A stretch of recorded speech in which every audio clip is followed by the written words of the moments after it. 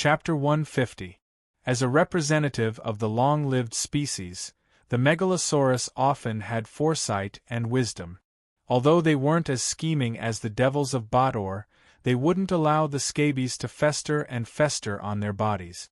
In fact, because the Megalosaurus had a very high perception, even the slightest danger would make it feel like there was a thorn in its back. The life of the Megalosaurus, a famous dragon researcher, Brew. Due to the uniqueness of the Ashes world, there were no clergy such as priests. Therefore, no matter which country it was in, society was often divided into two classes. The first class was represented by the king and the nobles as warriors. They established order with force and were responsible for protecting the interests of the second class with swords and knives. The second class was represented by a large number of craftsmen and merchants. They were the foundation of the first class.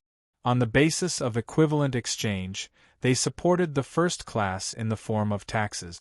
The two-class theory was the common view of mainstream scholars in the Ashes world. But it seemed that they had deliberately or unintentionally ignored the third hidden class that really supported the first two classes. In the desert oases of the Medici Empire or other lands suitable for farming, they wore short tunics and straw hats, and bent over bare-legged to work. In addition to farming, they raised pigs and sheep as a sideline to increase their income. On the other side of the sea in Japan, the people who did similar work were much worse. They were often bare-chested and used scythes, shovels, or even worse tools to work all day long. Farmers, or serfs, used their own labor to support the humans of the Ashes world. The farmers of Medici were better. At least the richer farmers could own all the land, provide for their children's education, or hire workers. The serfs of Japan were much more miserable. They worked all year long and could only keep a small part of the harvest to fill their stomachs, and their children had no possibility of jumping out of the slave class. But whether it was in Medici, where slavery was abolished, or in Japan, where slavery was fully implemented, the fate of this hidden class was tied to the land. Even Medici's farmers couldn't leave the land they were farming on. After all, humans could not survive by eating soil like some Megalosaurus. Food was the foundation of a powerful empire. The economic model that relied too much on a single source of income resulted in farmers who could only rely on the land to survive sometimes lacked the ability to resist environmental risks like merchants. Droughts, famines, plagues, and wars could all destroy a farmer's life, especially the last one, which was the theme of the Ashes world. Even without the invasion of the Japanese, the farmers of Medici would still be harassed and robbed by the desert nomads from time to time. Of course, if the local ruler, most of the time the consul of the city, had a strong reputation and a strong voice in the region, the peasants could live and work well. But in the face of a ruler like Agu of Sparut, the peasants who lived like serfs would go to the other extreme. Like the wandering elves who were exiled by the desert elves, they would become exiles who escaped Medici's citizenship and land registration. These exiles were the main members of the desert bandits, and these bandits often called themselves the Freedom Company. They not only disrupted the security of the empire, extorted passing caravans, but also often robbed the peasant villages where they came from. There was little morality in their actions. Killing, robbing, and raping were common occurrences for them. They also occasionally colluded with the desert tribes and gathered people to extort money from the rich cities and villages. These people's bodies in the Medici Empire developed from scars to festering ulcers, and finally became suitable tools for invasion in the eyes of the Japanese. The purchase gang was the best of these companies. The reason was that in addition to the members of the company were exiled profiteers, fugitives, and farmers who lost their land or went bankrupt. They also had a commander who was said to be the illegitimate son of Agu of Sparut. Chaos often breeds at the edge of order. He sipped wine that he had robbed from an unlucky merchant team and played with the breasts of the young girls who had been taken as camp prostitutes. The commander of the purchase gang, who was more like a clown than a bard, sang loudly, using vulgar and uncivilized accents to change the poem that was once written by a Medici noble. When he sang in high spirits, he even pulled out the sword that was respectfully presented by his subordinates, slashed it twice, and ended with a chant. "And I am the commander who controls this chaos. Who gave this guy the courage to boast shamelessly? Such a villain would most likely go to hell after death. No, it should be said that he would definitely fall into the abyss. It was just unknown whether he would live like a maggot for a few days and become a dessert for other demons, or if he could really climb to the top of the demon life in the homeland of Tana Re, as he said." Looking at the villains gathered together and drinking, the middle-level cadre of the Purchase Gang, which was transformed from a shapeshifter, thought secretly. This strange monster still did not know that its Japanese master had been beheaded. After escaping from Sparut, it came here to continue the next phase of the order, to send out the Silver Sword.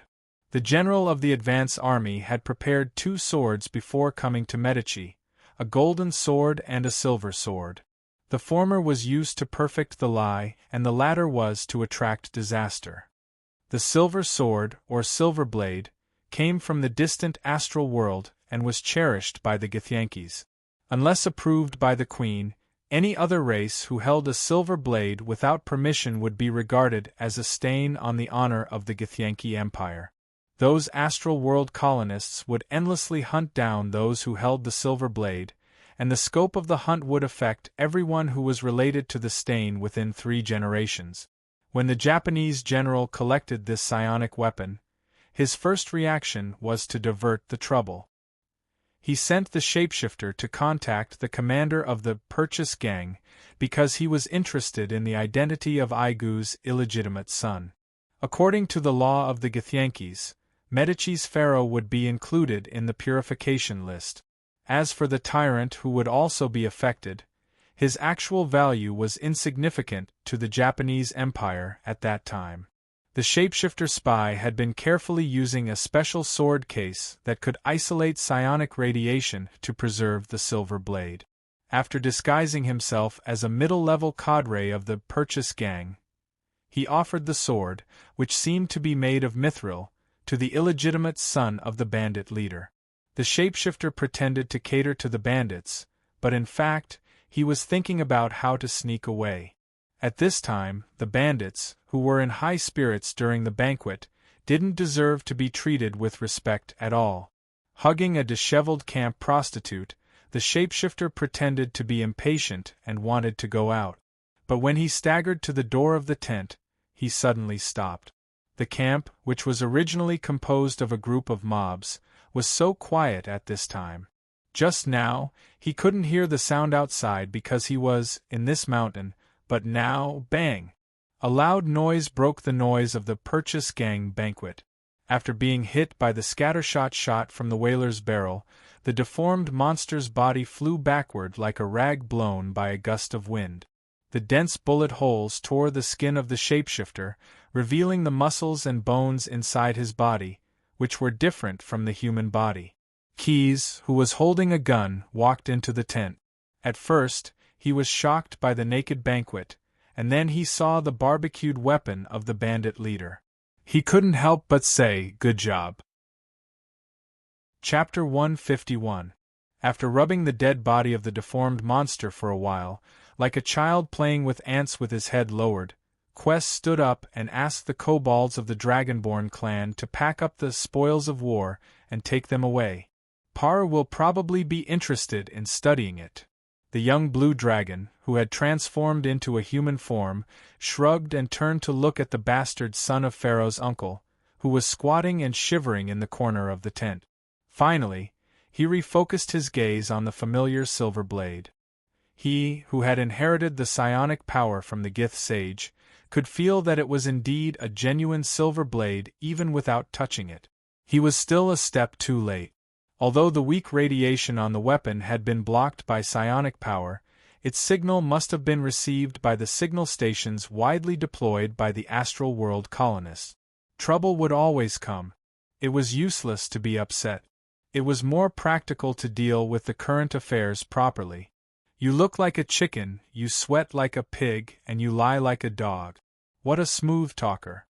The big-bellied man finished reading the dossier sent by the sniffer, and pointed at the bandit leader who was cowering in the corner.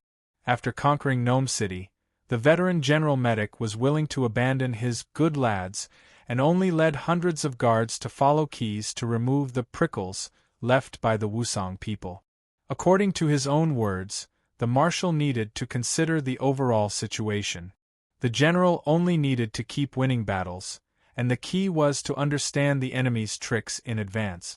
Wait, thanks to his inadvertent words, Keys suddenly thought of a temporary way to deal with the stubborn pursuit of the Githyankies. All he needed was a good show. The young blue dragon's gaze once again turned to the bandit leader who was about to break down. This bastard son was the protagonist who was going to be pushed to the stage, but he still needed some dressing-up work.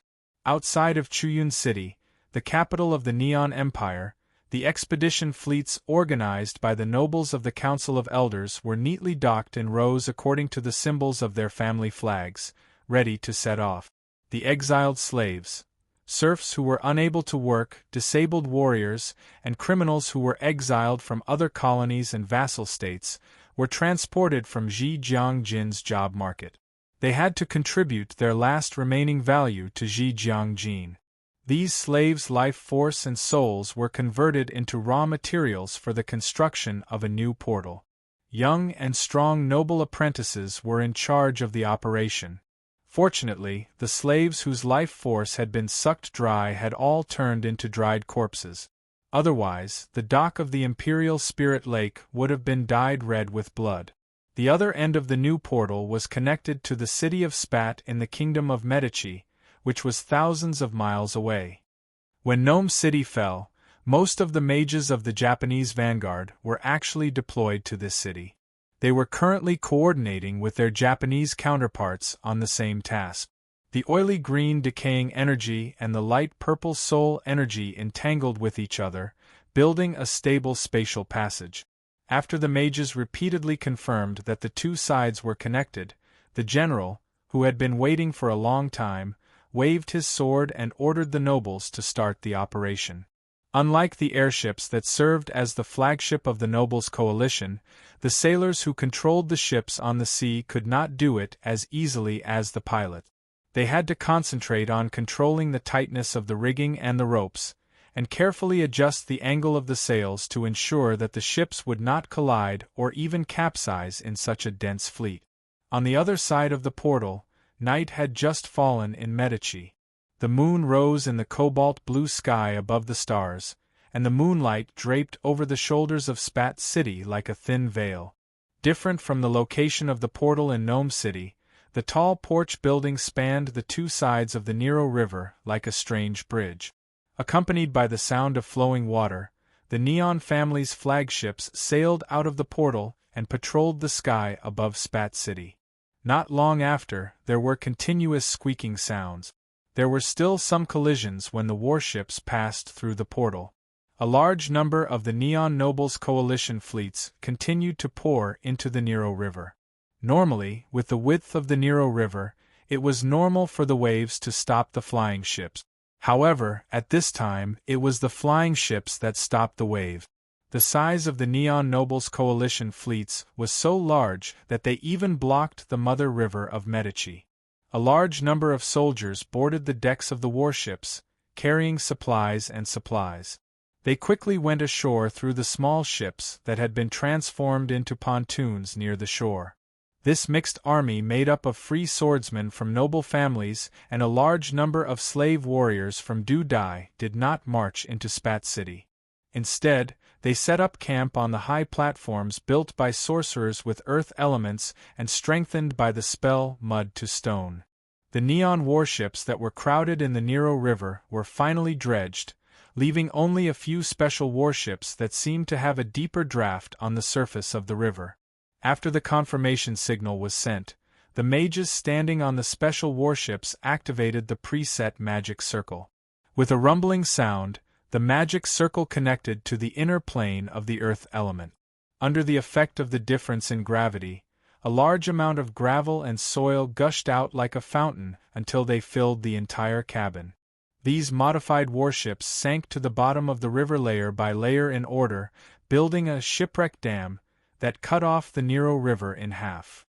When the river broke, the swamp spread for hundreds of miles. In order to revenge Keys for annihilating the vanguard, the Neon nobles decided to release the flood demons to the land of Medici. Spat City, which was the closest to the shipwreck dam and bore the brunt of the flood, was almost instantly torn apart by the waves. The city of tens of thousands of people turned into a swamp. Key's spy lurking in the city, the strange undead puppet summoned by Snade from the skeleton of the Bugala demonic ape, had to crawl out of the tomb where it was hiding. After transmitting the situation here through the fire of the soul, it quickly transformed into a skeleton boat and sailed to the depths of the swamp. After tonight, it was foreseeable that dozens of wealthy cities in Medici along the Nero River would be affected. The loss of these imperial granaries might cause widespread famine, and when hunger swept the land, it was often accompanied by plagues. Wars, floods, famines, and plagues would always cause unavoidable death. Fire burned in and out of Cloud City. This city was not only the capital of the country, but also the apple of the Neon's eye. Even the most stingy people would often show their generous side when dealing with their own children. The Ash world was full of deserts and lacked fresh water. Wood was a particularly precious strategic resource, but the Neon were willing to spend a lot of wood to build their city. Pavilions, cabarets, and mansions, too many wooden buildings that were considered luxurious in the eyes of foreigners appeared in this city. Occasionally, after the rainy season, some of the building materials that had not been painted yet would even have a magnificent scene of old trees and new flowers, which amazed the people of the world. But recently, these buildings had all turned into food for the fire demons. When the flames touched the buildings, they rose into the air, showing red, blue, and even miraculous green sparks due to the composition of the paint on the wood. The nobles of the Senate all had their own fiefs, but they often bought mansions in Cloud City for office and residence. The fire started in the temporary residence of a senator in the center of the city and spread in all directions. The fierce flames were like the evil spirits depicted in the paintings, their tongues sticking out and licking every inch of the materials that could be used to ignite the fire. When the flames spread along the business district to an oil mill, they detonated the oil stored in the jar.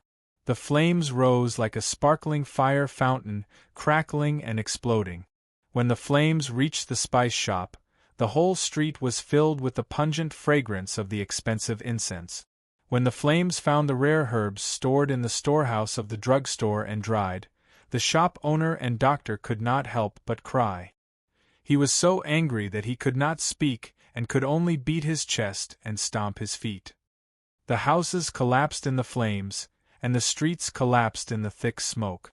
Because the general's expedition to Medici had mobilized a large number of spellcasters, the few dozen mages left in Cloud City could not take care of this city, which could be said to be the largest in the Ash world.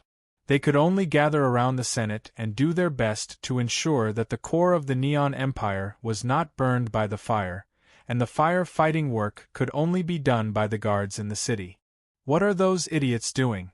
Don't care about the buildings and the slaves that have been set on fire. Do your best to dig fire channels and evacuate the free people in the city. If you don't have enough people, choose from the nobles and let those little bastards put out the fire. Because of the spellcasters' protection in the Senate Hall, there was no danger of smoke and fire. After the Senate speaker vented his anger on the noble soldier, he looked at the magic sand table in the middle of the hall with the same worry as the other senators. We can't let Cloud City be burned to the ground. This was the common thought of almost all the great nobles present.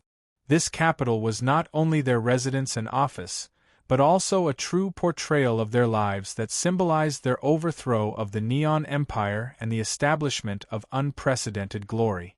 Compared to the descendants of the nobles who were hundreds of years younger than them, or the overseas colonies that they had never set foot in, Cloud City was far more important in their hearts.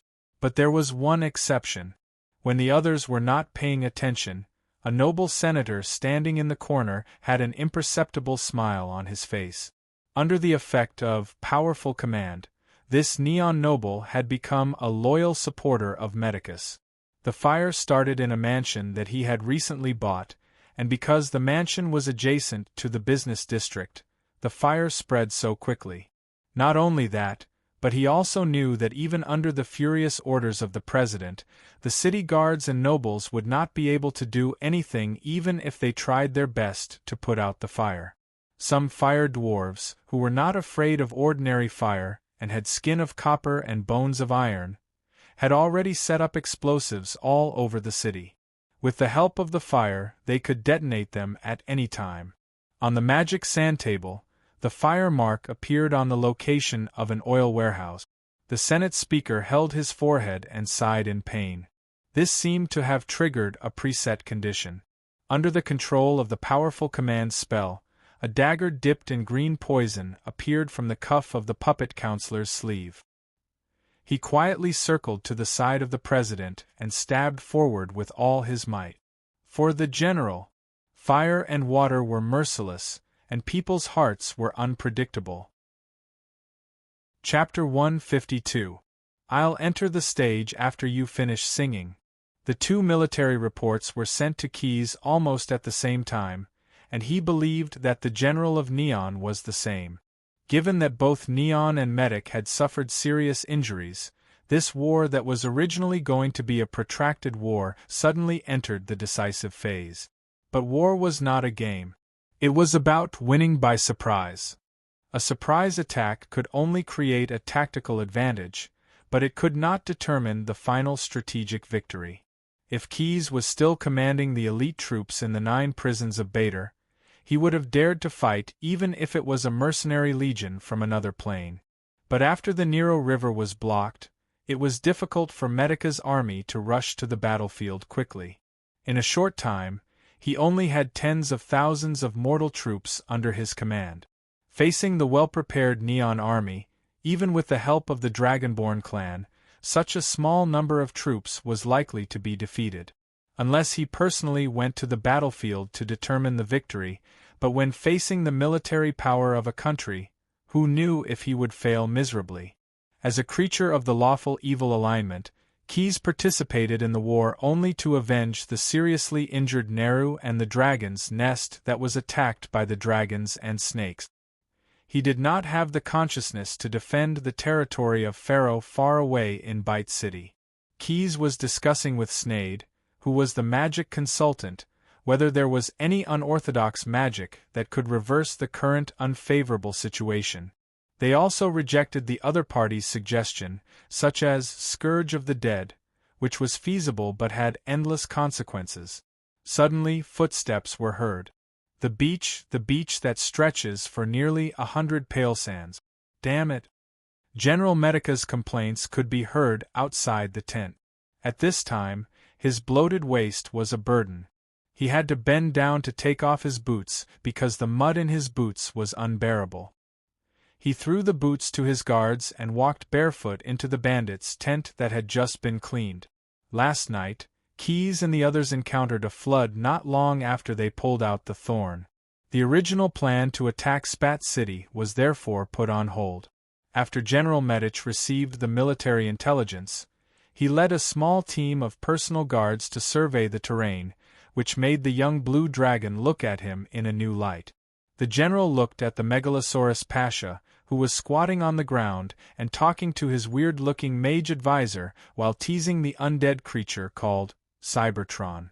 Early in the morning, when Big Belly led his guards out of the camp, he saw the Megalosaurus transform from a skeleton boat into a skeleton monster with 4 arms. If it weren't for Keyes' mage advisor coming out to stop them in time, the big-bellied bodyguards would have chopped up with their sickle swords. He saw that the monster had turned into a big cat and was interacting with Keyes. He did not know that this was the spellcaster's behavior of adjusting the new spell creation out of curiosity. Big Belly felt a chill run down his spine, but he quickly controlled his expression. I have contacted the nearest army with eagle and spell messages. They said that it would take at least 5 days to get here, but in my opinion, that time would need to be doubled. But I heard that the Japanese have brought the newly developed floating ships here. They won't be dragged down by the mud in the beach. After giving a brief statement of the military intelligence and the analysis of the current situation to the Dragon Pasha, the big-bellied general pulled over a small stool and sat down to rest. Early in the morning, he had suffered quite a bit due to his plump body. At this time, the sergeant on duty served hot toast, bacon and lager. Although the buyout gang camp had a lot of other food reserves, General Medich still disdained to eat food touched by the dirty hands of the bandits. He wrapped the bacon in the toast, took 2 big bites, and drank the lager. After comforting his stomach a little, Big Belly thought for a while and asked Megalosaurus Pasha, who was still waiting for his breakfast, in a casual tone, "Keys Pasha, why do you think His Excellency the Grand Vader chose to go to Izumo City, which was burning the Japanese? If there was a powerful spellcaster like him in Medich, wouldn't it be very possible to react quickly before the Japanese blocked the Nero River?" It was out of Quesa's expectation that Big Belly would ask such a question. But on second thought, how could someone who could sit in the position of a general be an idiot? After organizing his words, the young blue dragon replied, "Large countries like Medich or Japan are protected by a powerful force. The situation on the battlefield can only determine the outcome of a war for a certain period of time. Once the 2 countries become hostile, the direct solution is to remove the protective force that protects the other country. This force is very strong, and it is not easy to break the shell it forms. It can quickly make a person rich enough to rival a country, and it can also destroy all of a person's wealth overnight, leaving him with nothing again. It can make the most cowardly person fearlessly walk into a fight between bandits, and it can make the most powerful warrior become a puppy licking its master's toes. It can bypass solid doors and quietly plunder treasures under layers of protection, and it can make many rich people roar like a landslide for a mere silver calf. But this force is not without weakness, and once this weakness is found by the enemy, it will not only be the shell that is penetrated. It is as loyal as a dog when it protects, and as vicious as a wolf when it betrays. The shell it forms is both a form of protection and a severe restraint. When it is broken, conscience, morality, honor, and countless other virtues will be buried with it. A mere human country will not be spared. I can also tell you that this force was first discovered by the devils of the 9 prisons of Bader, and they easily spread it throughout the multiverse. To describe this force in Medica's language, it can be transliterated as finance. And the crisis it causes is called a financial crisis. Chicken down. Chicken down crisis? Keys shrugged and looked at the big-bellied general with his hands spread out. What could he do about it? This was a common expression when it came to economic and financial issues. In his previous life, when he was taking an elective course related to this topic, an internationally renowned professor had started his first class with a clear explanation. A small group of smart people used very complicated language and formulas that ordinary people did not want to delve into to cover up simple fact. The food prepared for the Megalosaurus Pasha was finally ready. Keys was very confident in his stomach, and he was not afraid of food that had been touched by the dirty hands of the desert bandits. In fact, his meal consumed 1/3 of the meat reserves of more than 1,000 people. Looking at the skeletal monster that transformed into a temporary dining table after the food was sent into the tent, and the dozens of roasted grouse that were placed on the table, the big-bellied general kept muttering "chicken down" and "chicken down crisis." He thought that he should find someone who knew magic and ask about it. The young blue dragon's speculation was actually the same as the Grand Vader's across the ocean. The foundation of the Wozen Empire was a huge number of slaves, and it was inevitable that there would be a huge slave trade of the same scale, and it even involved many interdimensional trades. This could be seen from the slaves and advanced weapons that the vanguard brought with them. In fact, the Wozen Empire's military expansion and colonial plunder for more than 1,000 years were backed by a large number of bonds and stock. Among the merchants of the Medici Empire, there were some who were engaged in the usury business. In countries like Wozen, which often engaged in large-scale trade, there were many bankers. As the capital of a country, it often shouldered not only the role of the political and military center, but also the financial center of Wozen. And the fire that was set off by the Grand Vader's careful plan burned the financial center and burned out the credit. Chapter 153. Before Keyes could eat the last grilled grouse smeared with hibiscus nectar and garnished with green grapes on the bone table, an important military intelligence was hurriedly delivered by a sniffer. Because the news was too urgent and confidential, no eagle or magic was used to deliver the message. Instead, someone carried the letter in a secret box and flew across the tidal flats on a flying carpet. The letter was delivered to Keyes, the Megalosaurus Pasha, overnight from the nearest city. Secret. The Japanese army is planning to launch an air attack. Their target is suspected to be Bite City. The governors of all provinces and the governors of all cities are hereby ordered to mobilize the garrison magicians to intercept them. This is an urgent order. This is an urgent order. After sharing the order with General Medici in the tent, Big Belly was so shocked that he immediately jumped up from the small stool. He immediately grabbed the guard beside him and took out the map from his backpack. Then he swept the leftover chicken on the table of the Megalosaurus Pasha and spread the map neatly. Those dogs just came out of the portal last night. How dare they attack Bite City in the middle of the night? And from the sky? This is not the rule of war at all. It doesn't make sense. He was so anxious that he was sweating profusely as he laid on the table to work on the map. However, the route that could be calculated on land was completely different from the route in the sky. Whether to go in a roundabout way or to go in a straight line, there were too many choices to consider in the sky. But his doubts did not last long. Several young blue dragon, arranged by Keyes to monitor the enemy's movements in the sky, brought back the information that Big Belly wanted to know. Iron Tail, Gorgia, Short Tail, Melis, and Anitos flapped their wings and landed in the camp of the buyout gang. Those people have prepared balloons that are even bigger than the old Red Dragon. They hung a large number of ships together under the balloons. There are also many ships that can fly without balloons on both sides. They should be heading towards Rust City. Those people are very fast. They should have reached Rust City by the time we arrived. Keyes translated the words of the Blue Dragon to Big Belly. Big Belly was lying on the map for a while. First, he circled the location of Rust City with a charcoal pencil.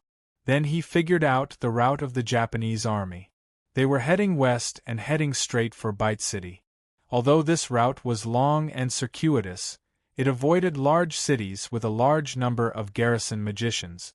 If the Japanese army was moving as fast as the Blue Dragon reported, they would reach Bite City in less than 3 days. To make matters worse, the route the Japanese army chose was in the center of the desert, where supplies were scarce. Sometimes there would be terrible sandstorms. They didn't have to worry too much about being in the air, but it would be difficult for the garrisons and national standing legions of the other cities of Medici to intercept them. Their air fleet was escorted by the Eagle Horse riders. We could only follow them from afar. We were not worried about the weak Eagle Horses, but we heard the growls of the Red Dragons. After thinking for a moment, Iron Tail Gorgia finally decided to tell the truth about the situation he wanted to hide. Maybe it was because of the last sense of honor that he did not mention the fact that he and his companions ran away immediately after hearing the growls of the Red Dragons. However, this Blue Dragon was not as knowledgeable as Keyes. He did not think about the problem in a comprehensive way. If the 3 Blue Dragons could hear the growls of the Red Dragons, why didn't the Red Dragons, known for its brutality, chase after them? The Red Dragons had the strongest body among the 5-colored Megalosaurus, and the adult Red Dragons were heavier than the 3 young Blue Dragons combined. With a little effort, it would not take much time to catch up with the 3 young blue dragons and kill them. If one was simple-minded, the answer would be complicated. There were no red dragons on the airship at all. What the brothers and Anitos heard was nothing more than a dragon's roar, which was actually a trick made by some alien creature that was good at mimicking sounds. This alien creature was the Tengu clan, native to Japan. At this time, the entire clan was serving under the general. The Tengu were also known as the Fallen Bird. They were humanoid creatures with the head of a raven and feathers on their chests and back. They always wore ill-fitting cloaks, robes, and rags. These clothes were only used to cover the smooth feathers on their bodies and slightly wrap around their exposed arms and legs. With the help of their sharp claws, the Tengu in the wild were good at climbing up branches or catching prey on cliffs.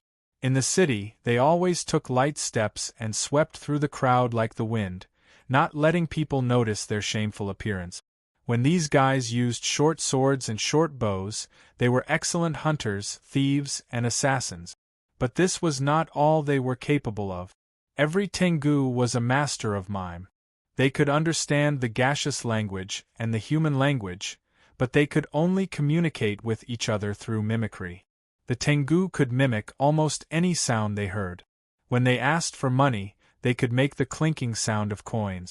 When they asked about a busy market, they could reproduce the noise of hawkers, barking dogs, bleating sheep, and street urchins. When they mimicked sounds, the Tengu could only repeat the words and phrases they heard, but could not create new sentences.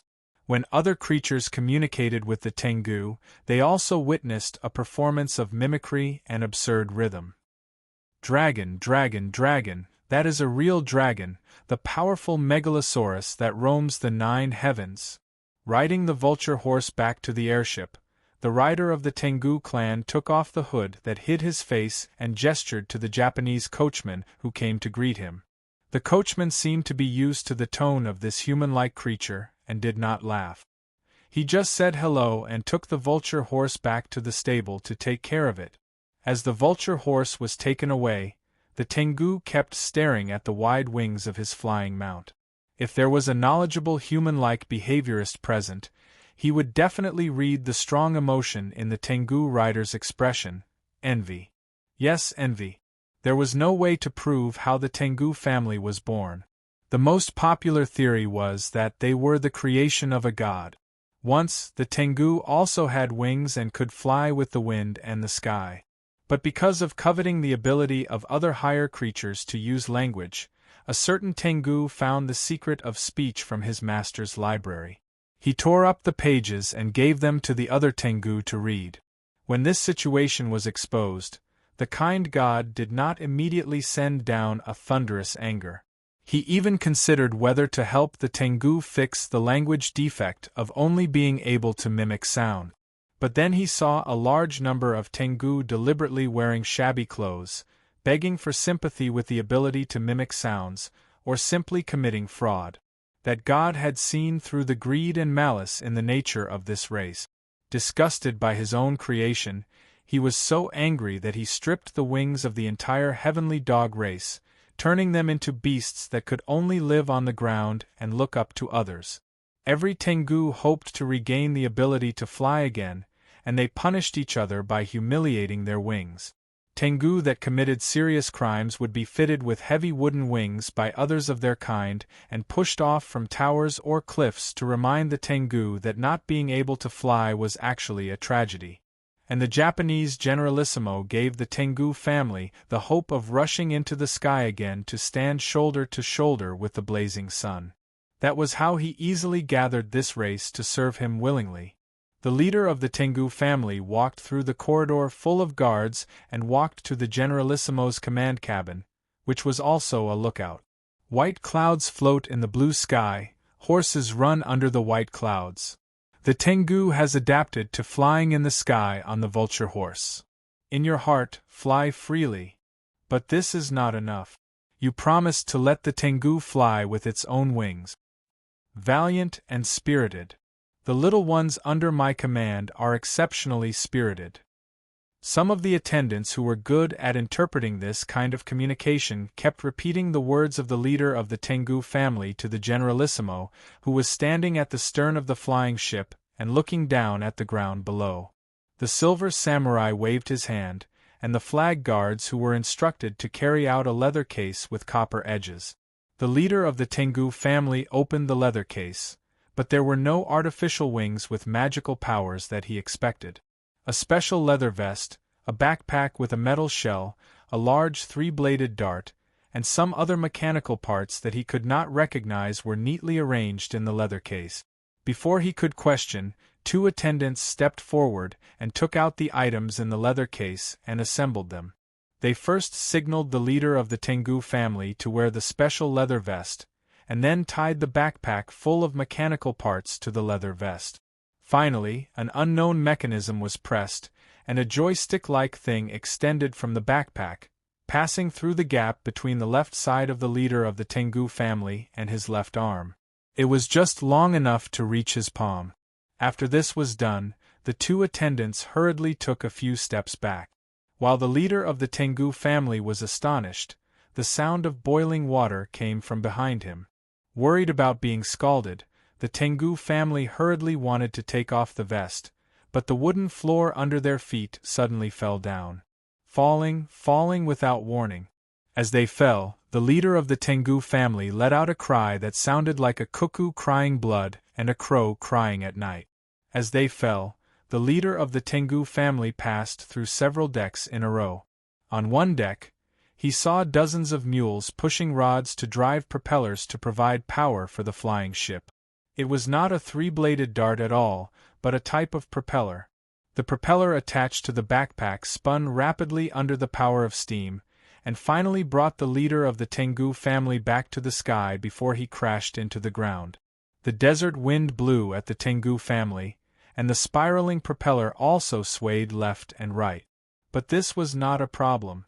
The memory left in the bloodline allowed the Tengu family to quickly grasp the trick of dealing with the airflow. With the help of the joystick in his hand, the Tengu family constantly made minor adjustments, and always cleverly received the help of the wind. Flying forward, flying backward, diving, rising, and after trying all kinds of flying methods, the leader of the Tengu family finally accurately flew into the general's flying ship through the open porthole of the observation tower. This is the Cloud Ascending Wing, a single soldier flying machine developed by the No. 1 craftsman in Japan. You only need to sign this contract, pledging your eternal loyalty to the general, and every member of the Tengu family will have their own Cloud Ascending Wing. The attendant who had been waiting for a long time took out the bloodline contract and handed it to the pleasantly surprised leader of the Tengu family. In fact, the Cloud Ascending Wing was originally invented to equip the Japanese soldiers, but due to the weight of normal human warriors, the steam-driven propellers could not provide enough lift, so the general used it to win over the Tengu family. Henceforth, the Tengu family became slaves. Chapter 154. You will find wealth, respect, and trust here. But this also requires a trivial premise. You have to have something that can be used as collateral. High-quality slaves, rich land, ships that can go out to sea, and so on. The only condition for leniency is to have a complete seal and proof of Japanese noble bloodline. We wholeheartedly provide our noble customers with capital savings, position loans, currency exchange, commercial insurance, securities issuance, and other services. Service instructions and management regulations inscribed on the door of the first exchange house of the Japanese Empire. Strange people were nothing strange. They were nothing more than a group of waning Japanese nobles or a group of freedmen who had escaped from military service. Perhaps it had something to do with the naming habits of the Japanese. There were no gods in the Ash world, so there was no god to control them, but they still shamelessly called the dock Imperial Spirit Lake. However, there were indeed a few rocky mountains outside the cloud exiting city. Naming the city after the scenery of the cloud exiting mountain was quite appropriate. Back to the main topic. Abe Busui was a small leader of the strange people in the Imperial Spirit Lake. As a member of a samurai family, he tried his best to escape from military service. His behavior was despicable and was despised by his neighbors. He could only gather a group of rascals to act as his underlings and rely on extorting merchants who came to do business in the dock area to survive. After a long time, he even called himself a plain-clothed samurai. The fire in Chuyun City a few days ago was finally put out, but the fire in the city did not affect the fish in the moat. The materials of the dock buildings in the Imperial Spirit Lake were mostly cheap sea sand mixed with brick. Coupled with the fact that it was adjacent to the sea, it was not affected much by the fire except for the inevitable traces of smoke.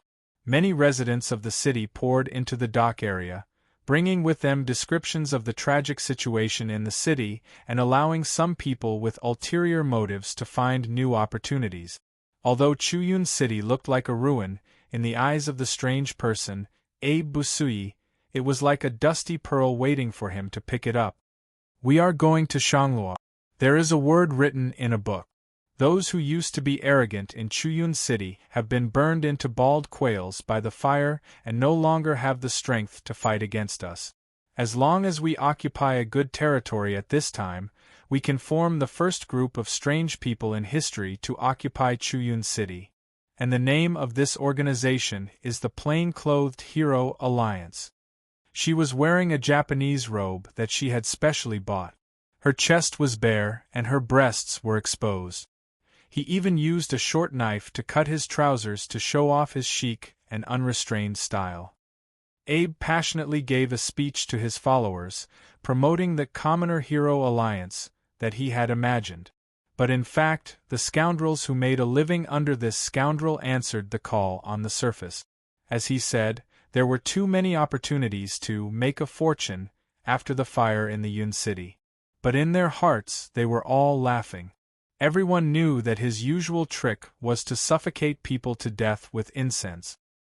He led a group of scoundrels out of the Imperial Spirit Cave and stepped into Chuyun City. The streets, which used to be filled with merchants and people, were still steaming hot. Abe regretted cutting off his trousers.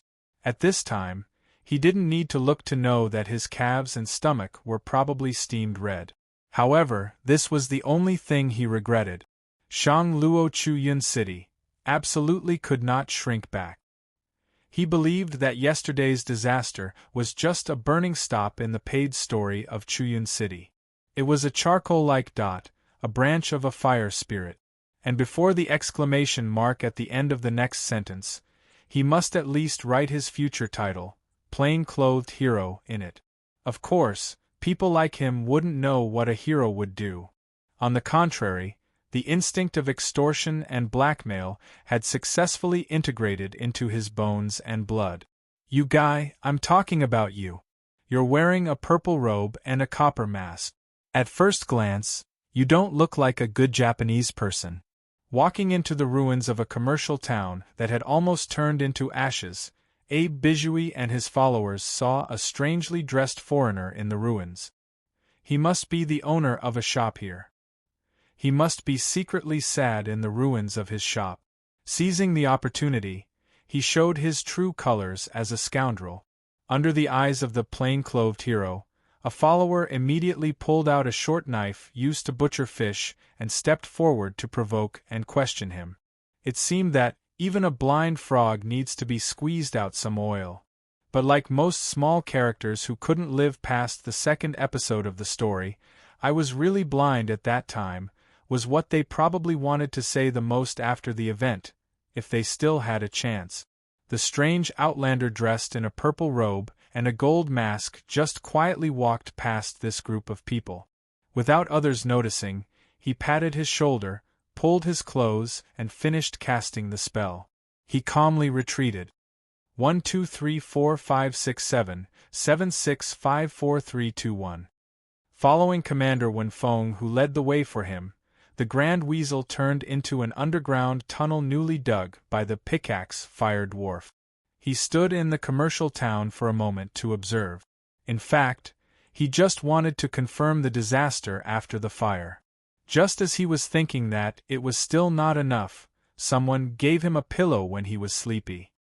With the Grand Weasel's glib code and a crisp snap of his fingers, the 7 people who were patted on the shoulder, including Abe Bijouy, turned around in unison. Abe Bijouy straightened his coarse clothes and led the way out of the ruins of the commercial town. The streets in the middle of Chuyun City were wide enough to serve as an isolation zone, so the buildings were relatively well preserved in the fire. In this place adjacent to the Senate, most of the residents were family members of the colonial rulers of the vassal states, as well as the most powerful merchants of the Neon Empire. The first exchange office of the Neon Empire was located here. The owner of this building and this bank-like institution was the president of the Senate, and the actual manager was the president's grandson. At this time, the general manager of the exchange office was really anxious like a grandson. Whoever wants to risk his life for the chair in the office on the 3rd floor in the future is a grandson. Fire, why didn't it burn more cleanly and burn those merchants and the families of the foreign kings to death? The price of land in Chuyun City is so many times higher than its actual value, but now this unexpected disaster has to be borne by the insurance of the exchange office. The large loan from Jiangjin has not been recovered in time, and the dam general emptied the safe of the exchange office. Next, there may be a bank run. Self-reproach could not ease his anxiety at this time. His fingers gently rubbed the iron oak door of the exchange office, which was enchanted with a special strengthening spell. Because of the protection of the spell, this door, which had a history of more than 300 years, was still firmly guarding the wealth of the exchange office. The oak texture of the door was a whirlpool pattern. The fire yesterday did not cause much damage to it except for blackening one side of the door. However, the heat of the extinguished fire seemed to be transmitted to the inside of the door. The general manager, who was touching it, even felt a little hot at this time. But in the end, he made up his mind not to break the tradition of 300 years. He opened the door and let the exchange office operate as usual. A large number of spellcasters and garrison guards had secretly made preparations to prevent the impact. The nobles of the Senate also said that they would not ask for the insurance compensation for the exchange office after the burning of Chuyun City for the time being. Let's not care about it and open the door for business. The core financial institution of Japan, which was originally developed to solve the need for foreign currency exchange and trade, opened its door. The smoke that had not yet dispersed and the dust dancing in the wind were blocked outside by an invisible barrier. This costly magic barrier prevented harmful substances from invading the business hall, leaving only the slightly warm breeze and the aroma of burnt fruit unfiltered. Breathing in the slightly sweet air, the general manager of the exchange office could not help but wonder if there would be a chance to directly replace this filter barrier with a force field wall in the future. There was no long line outside the door. A lookout had already reported this matter. Although he still could not take it lightly, the general manager was indeed relieved. After all, a disaster was a disaster. After a disaster, people would often be immersed in the grief of losing their loved ones and would not have time to exchange the money. The general manager straightened his lapel. And last night's fire also burned some people's storage credentials, right? No one could withdraw their deposits without credentials. This was a clear rule in the regulations. The general manager rolled up his sleeves. The guards in the city must have prioritized the Japanese natives in the fire last night. Those undisciplined people might take advantage of the chaos to rob, kill, and steal. It would be best if they killed the foreign merchant. It would be best if they robbed the deposit slip. The general manager loosened his waist knife. He remembered what his blood grandfather, the actual tyrant, said to him last night. If you can't guard the door of the business hall of the first exchange office, then take the lead to cut open your stomach with this knife to apologize. Looking at the knife at his waist, the disgust in his heart could not be any greater. Calling the attendant servant, the general manager took off the knife and threw it over. Go to the pawn counter and ask the counter manager how much this knife is worth. Get some change and send it to me." Watching the servant run away quickly, he suddenly regretted it. What happened? Why was he so reckless today? If the first exchange office is open for business, it's really a reputable exchange office. Can you see if this futures note can be withdrawn immediately? A merchant dressed as a Japanese came over with the note used for the delivery of futures products. The content on the note was not carefully read. It was nothing more than what the transaction was, what the delivery date was, and what was written at the end of the note. If the transaction cannot be completed for some reason, the liquidated damages paid to the first exchange office in advance will be used to compensate the rights and interests of the holder of this note. Futures trading was a new Japanese financial product proposed by the general manager himself in the past 2 years. It was originally to use the deposits paid in advance by merchants to make up for the deficit in the treasury. But now it had become a death sentence for him. The originally envisioned bank runs and insurance claimants did not come to him. The futures traders, who had participated under the strong persuasion of his employees, came to him to ask for liquidated damages. The general manager sucked in a breath of cold air. He wanted to stall for time, but the servant who had pawned his saber for money ran over at this moment, carrying a bag of silver coins that were obviously worth more than the saber. Just as the general manager broke out in a cold sweat and was about to signal the sorcerer in the dark to quietly erase the person's memory, he saw more and more merchants rushing to the market not far away. He could only stuff the money bag handed over by the servant into the man's hand and quickly ran into the hall. He wanted to use magic to inform his grandfather in the Senate to send more people to help, but he heard the futures trader behind him weighing the weight of the money bag and muttering to himself, "Sending a little punk Ching-e to inform the exchange office that the futures trading will be carried out as normal today, and he even paid without an accountant counting." Giving money happily aside, this kind of irresponsible attitude is especially undesirable. I have to quickly withdraw my savings. Who was Ching-e? Chapter 155. Rust City had once been glorious. Back then, it had an old name that evoked reverie, Stainless Steel City. The origin of this name came from the meteorite outside the city. Legend had it that after a god died, he turned into a star and fell in this area, causing the city to be covered in sand.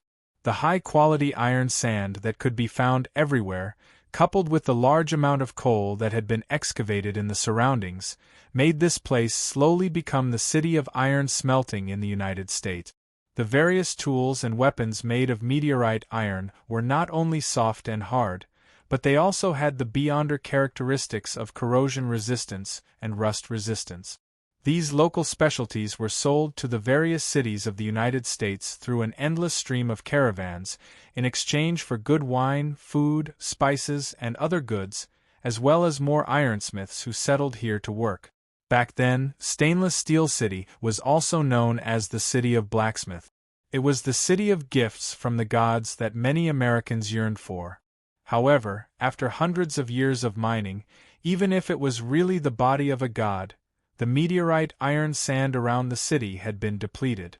In the beginning, they could still rely on the blacksmith resources they had accumulated to purchase iron ore from other places and process it to maintain the ironware business.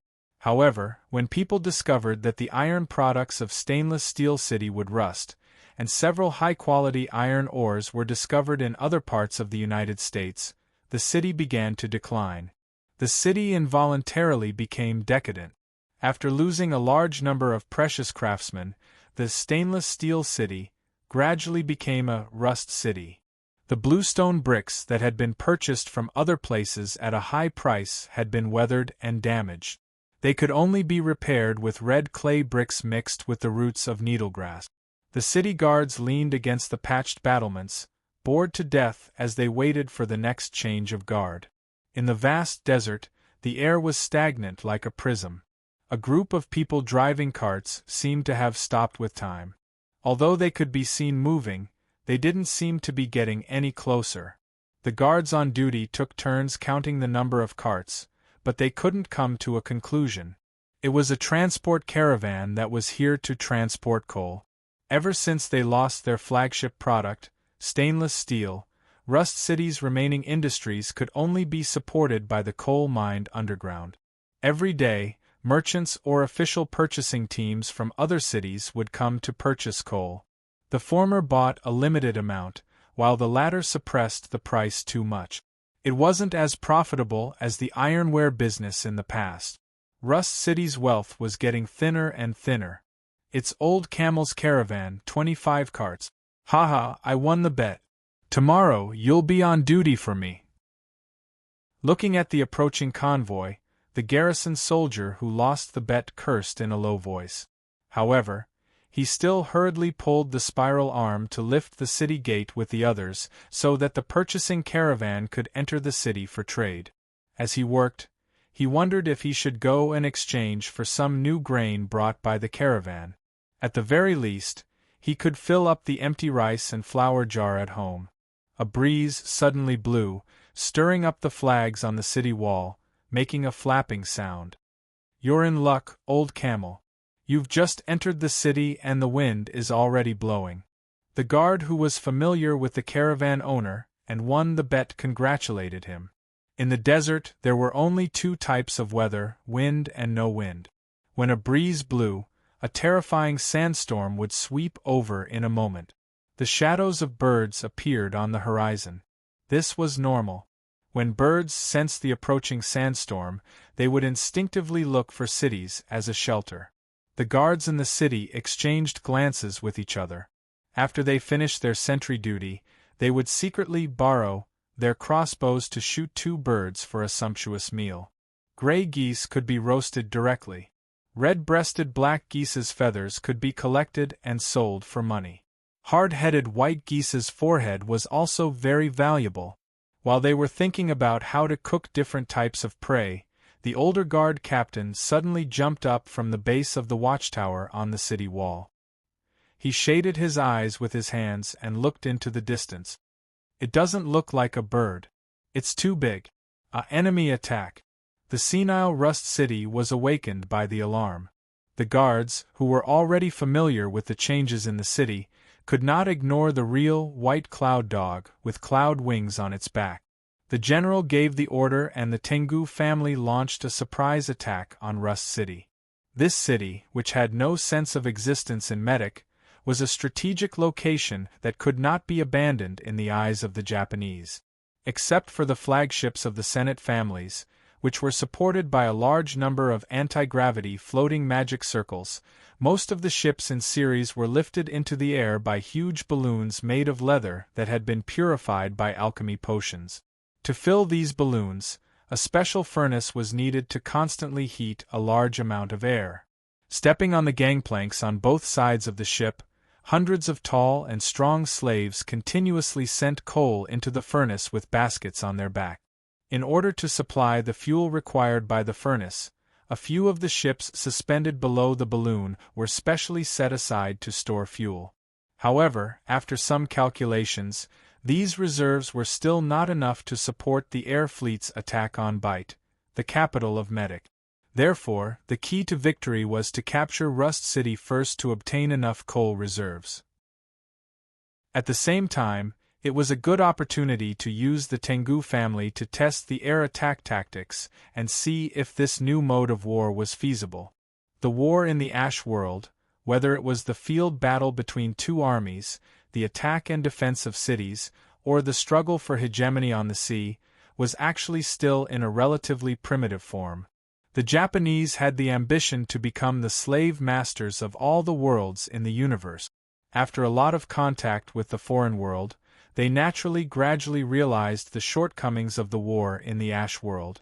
Although it was much more advanced than the more primitive ritual war, in which the two sides set a time and place, and each side sent a person or an army to compete for the victory, it still did not break away from the hammer and anvil tactics.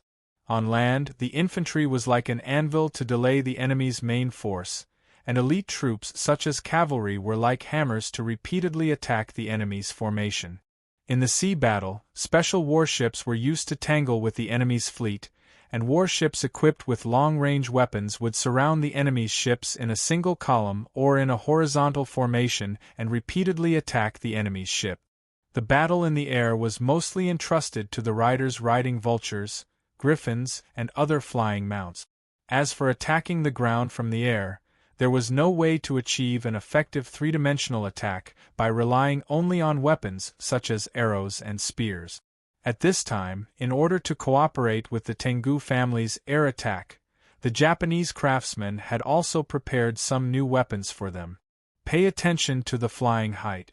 Don't waste your energy shooting at the defenders with your feet. When you find the target, immediately release the falling flame strike. Alert team, pay attention to the search for the sorcerers in the air. Once you find them, launch an attack. The chief of the Tengu family vividly repeated the words of the tactical staff officer under the general's command. It did not sound noisy at all. The spiral wings vibrated loudly, and the alert team members scattered in all directions to find the spellcasters who might be a threat. The rest of the Tengu warriors quickly flew forward with their chief. There was still a small problem when using the falling flame strike. Because it was the first time they threw this alchemy bomb containing white phosphorus, a Tengu accidentally rubbed it on itself. Fortunately, its painful cry and tragic fall attracted the attention of the rest of the Tengu family. The rest of the falling flame strike that they carried mostly bombed the mansion of the governor of Rust City. Presumably, the alert team, which was specially sent to deal with the sorcerers, was quite successful. The taxes of Rust City could only support a small number of spellcasters. Among them, the most powerful one was only a senior gray-robed sorcerer who was applying for the black robe certification. When the city was attacked by the Tengu army, the sorcerers who were about to fly into the air on their flying carpets were continuously shot by arrows. Compared to ordinary human beings, the Tengu, who had bird claws, could control the cloud wings with one hand and hold a sword with the other. At the same time, they could use a special bow to shoot. In the simulation before the battle, the Japanese tactical staff officer had considered the problem of how to deal with the sorcerers. The Tengu of the alert team had not only received long-term shooting training with bows, but also received 3 enchanted armor-piercing arrows that were enchanted with anti-stone spell before they set off. The medic spellcasters, who were not prepared, were severely injured as soon as they encountered the well-prepared enemies. Several of the gray-robed sorcerers were killed by the arrows one after another. The white-robed apprentices who were driving the flying carpets quickly found a chance to land and escape. Like Aigu in Sparut City, the governor of Rust City was a rare noble with the blood of the pharaoh. He was also the governor of a city. But unlike Aigu, his family had been living in this city for several generations. It was precisely because of the important value of the stainless steel city that his ancestors were entrusted with the responsibility of supervising and managing this place by the pharaoh. At this time, the governor's mansion was protected by the flames. The garrison soldiers could not rush in to rescue him. The alchemy bomb, falling flame strike, could burn for a long time after it exploded. All the mortals who were touched by the alchemy flame, such as the guards, eunuchs, family members of the consul, and so on, would be turned into human-shaped torches howling in pain just like the careless heavenly hound. Trying to extinguish the alchemy flame with water would not only backfire, but also produce more deadly poisonous smoke. Only by isolating the air with a large amount of sand could the flame be completely extinguished. The sorcerers of Rust City, who could not resist the Tengu troops in the air, hurried over. They mobilized the magic power stored in the obsidian magic beads and prepared to open a path with earth and stone. The ear-piercing buzzing sound came from the sky. The Tengu troops were fiddling with the joysticks and adjusting the speed of the cloud wings. Hurriedly putting on special asbestos robes, the Tengu transformed into agile warriors and rushed to the center of the governor's mansion with their short swords. As expected, the governor of Rust City, whose family was being held hostage, chose to surrender directly. The first order he gave was to arrest the sorcerers in the city. Naturally, the result was chaos. After losing a few white-robed apprentices, the sorcerers escaped into the fortress guarded by the sorcerers with the help of the poisonous snakes that climbed on the machetes of the samurai and the little devils that climbed on the shoulders of the guards. However, this stubborn resistance was soon broken. The arrival of the Wusong airship fleet meant that Rust City was completely under the control of the sorcerers. The air raid and decapitation of the Tengu troops created a new type of war that had never been seen before in the Ash world. A large amount of coal that was supposed to be transported away by merchants was quickly loaded into the cabins by the large mechanical cranes hanging down from the airship. The Wusong airships had collected enough food. However, the Neon Empire's gains from the air attack led by the general of the Neon Empire could only be regarded as a Pyrrhus victory compared to the losses in the financial crisis that the Great Dimensional had prepared for them across the ocean. From this point of view, the last factor that influenced the trend of the two battlefields, Abe Byoshi in Chuyun City and the governor of Rust City, was more important than the latter. As the saying went, even a Byoshi can be arrogant in the face of a king. Chapter 156. The most senior sorcerer in Rust City finally got his long-cherished wish. He received the authorization document needed to be promoted to a black-robed sorcerer. He also received a recommendation letter stamped with the seal of Pasha's Treasure, which guaranteed that he could go to the Magic Research Institute in Bite to further his studies. In Kiza's opinion, the deaf sorcerer was indeed qualified. The fact that he could complete both casting actions and spell model construction at the same time without using any spells proved that he had a solid theoretical foundation. Moreover, he also had two indispensable talents to become a master of spells. Good luck. When the Japanese attacked Rust City, he was shot by an arrow and fell into a residential area. He did not have time to retreat to the sorcerer's fortress and thus survived. Keen insight. When he was hiding and waiting for help, he saw that an attacker was accidentally hit by his own weapon and burned in flames. He quickly collected the body that had not been completely burned and presented it to Keys as a meeting gift. This is the Tengu, a native Japanese humanoid race. They don't have the ability to fly. They can launch a surprise attack from the air with the help of these mechanical objects. The wounded gray-robed sorcerer retreated. The young blue dragon in human form inspected the remains of the attacker wrapped in a bag enchanted with a temporary spell and explained to everyone present. He broke off a piece of the remains that had been burned to the bone marrow and rubbed it slightly. A yellow flame ignited in the air. Keys identified the smell of a thin layer of white smoke in the air. He was sure that the weapons used by the attackers contained a large amount of white phosphorus. At this time, his magic consultant, Snade, also joined in. However, this half-lich was not interested in the body at all. Instead, he was very interested in the metal bag on the Tengu's back. After tearing off the iron coat on the bag, the structure of the bag was revealed. A small steam furnace, a high-efficiency heating device with a small amount of magic enchantments and alchemy materials, various mechanical interlocking devices. With a little bit of imagination, one could basically infer that the high-pressure steam was turned into the power to rotate the helical wings with these mechanical parts. That was how the Tengu was equipped with the wings to fly back to the sky. Keys, who knew the characteristics of the Tengu, immediately remembered the creature's talent of mimicry. The three-headed young blue dragon heard the red dragon's low growl.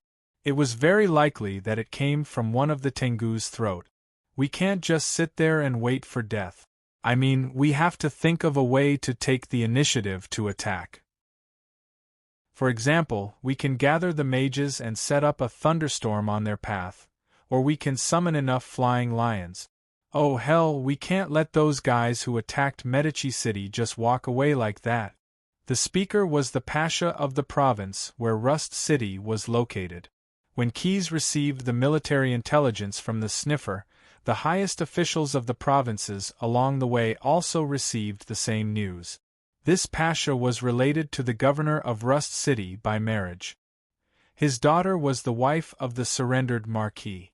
However, his thin face and neat stick-like beard on his chin constantly trembled, revealing the anger and anxiety of the governor at this time.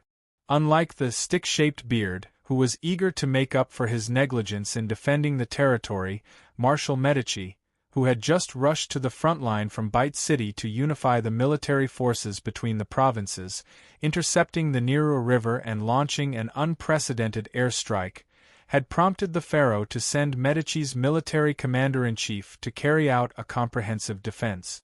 This veteran general, who had directly conscripted dozens of black-robed mages and used a combination of teleportation spells and flying carpets to rush over with his personal guards, had a different judgment from the Pasha. It seemed that the pot-bellied general's skill in drawing maps was inherited from his old commanding officer, except that the Marshal of Medici used a more sophisticated magic sand table. The spellcasters among the accompanying guards projected the virtual mountains and rivers into the assembly hall of Rust City, and the old marshal in gray clothes walked from Spat City to Rust City. It takes 10 hourglasses to cover the distance of 734 parasangs without wind, so the Wusan airship travels at a speed of 82 parasangs per hourglass. This speed is slower than the flying carpets at full speed, but it's still beyond my previous estimation. He walked to the route that marked the slowly shrinking distance between the Wusan airship fleet and Bite City. Immediately, a lot of information about the soldiers, the garrison sorcerers, and the governors of the cities appeared above the virtual images of several cities along the way. Then, he deployed the troops that had been retreating from the port cities in the north and found several ways to quickly reinforce these cities. Originally, we wanted to rely on the high mountains along the way to mobilize the spellcasters to build temporary defensive fortresses, so that we could intercept them step by step. But the Wusan airships are still too fast, and the defensive lines we set up will only add fuel to the fire in the end. We have to find a way to slow down the airship first, and then find a way to finish the job in one fell swoop. After listening to their judgment, Keyes could not help but glance at his magic consultant. According to Marshal Medici's plan, slowing down the airship was the highlight of the whole plan, and there was no doubt that they would try to persuade Lucien to let the Blue Dragon race chase after the airship. But they did not know that this idea was just wishful thinking. Not to mention that they did not have as much influence as the Pentachet Dragon Queen, even if they wanted to tempt Keyes. Except for the Grand Vader and Pharaoh, no one in Medici could offer something that the young Blue Dragon was particularly interested in. After all, Keyes was not the kind of idiot who only liked to count money. He had used his own money to exchange the Soul Prism for silver and used it to bombard the Thanner Re-Demons. This was an unprecedented act of an ancient dragon. Besides, the plan of finishing the job in one fell swoop was very difficult to achieve. The Wusan military operations were obviously trying to upgrade the mode of war, while the old marshal's plan was still stuck in the inherent thinking of hammer and anvil tactics. Perhaps in terms of age, Keyes did not have as much experience as the old marshal, but thanks to his experience as a keyboard warrior, and the baptism of the Hell paratroopers in the lower realm, he was actually quite familiar with the blitzkrieg combat concept of the Wusan. In comparison, although they used large-scale teleportation spells to airdrop behind enemy lines, the bloody battle led by the evil Dragon Council and the Pentachet Dragon Queen against the bottomless abyss was more like a deep battle on the strategic level, while the Wusan general's expedition against Medici was still limited to a blitzkrieg on the tactical level. The former used the assault force to first break through the enemy's blockade, and then after stabilizing the channel coordinates, the Avernus Legion of Devils and the Evil Dragon Army would launch an all-out attack. The ultimate strategic goal was to eliminate all the demons in the Acid Fog Canyon realm and even pull the entire realm into the 9 prisons of Bader. The latter used the airship, an advanced mobile force, to break through the ground blockade, but the purpose was not to wipe out all the living forces. Instead, it was to attack Medici's capital city. There were two prerequisites for them to dare to take such an action. First, the Wusan must be prepared to attack Bite City from the air, and second, they must have the same effective countermeasure against Medici's aerial interception. Although the Wusan army was certainly not as sharp as the demons in the lower realm, the overall strength of the Wusan army was not to be underestimated, since they could use such a tactic that was beyond the level of the Ash world. Part of old Marshal Medici's plan was correct. It would not make much sense to ask the cities along the way to send armed forces to intercept the airship. It would also be easy for the Wusan to detect it and lead them to change their course to attack the defenseless cities. However, it was wishful thinking to rely on the dragons to slow down the Wusan airship and make it fall into the death trap of Medici's temporary anti-air fortress. Not to mention whether they could set up an aerial Maginot line of defense. Even if they could do it with the help of a large number of spellcasters, the history of Keys's previous life had proven that this kind of static defense could not effectively stop the blitzkrieg type of dynamic assault. If the young blue dragon had the ability to mobilize a large number of dragons like the evil Dragon Congress, the Wusan airship fleet would certainly be vulnerable to the attack of the Megalosaurus, the overlord of the sky. However, there were only a dozen young dragons left in the dragon's nest. There were still some young dragons and dragon eggs waiting to hatch. Judging from the number of heavenly hounds attacking Rust City, the Wusan probably had more backup plans. Unless Keys decided to fight head-on, chasing after the Wusan airship would only be asking for trouble. If the game on the top of the cloud could be compared to a gambling game, before the Japanese, who loved to cheat, put all their chips on the table, they had to reveal their card. Even if they were Gao, they could not guarantee that they would lose a lot of money on the spot. In fact, it was the stick-bearded Pasha who suggested a more feasible solution in his anxiety. Let the spellcasters of Medicus set up a spell that could affect the weather. Thunderstorm might not be able to guarantee a 100% chance of hitting the enemy, but the cold air would definitely be a hindrance.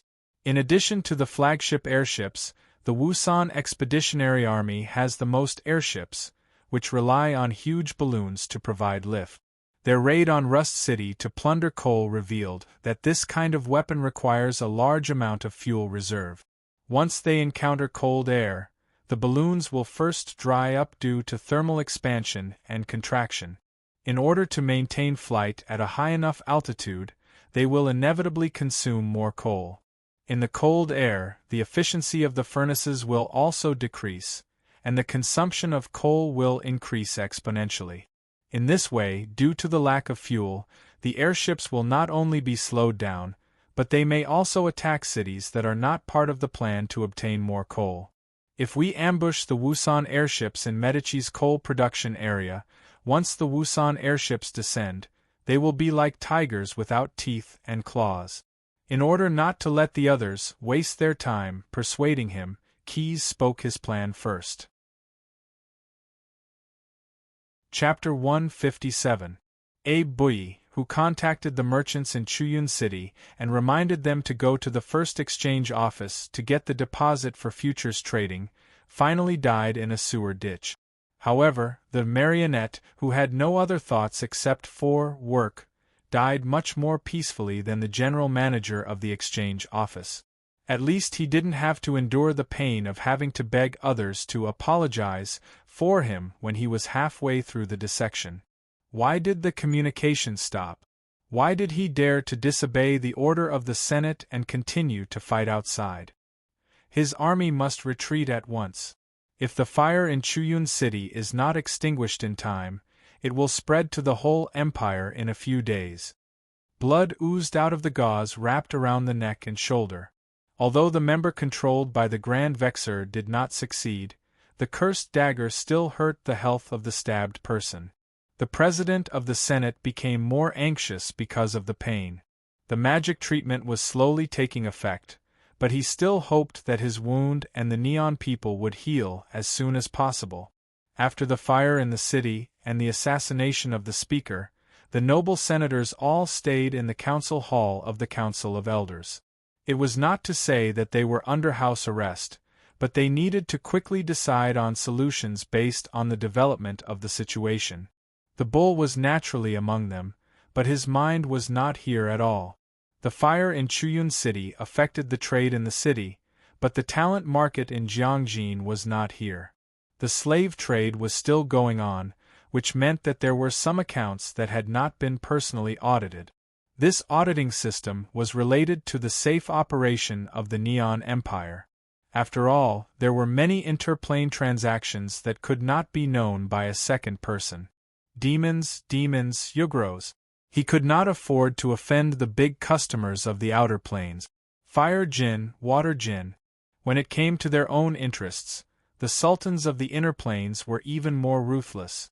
The only reason why he could control his temper and stay here was because of the assassination attempt yesterday.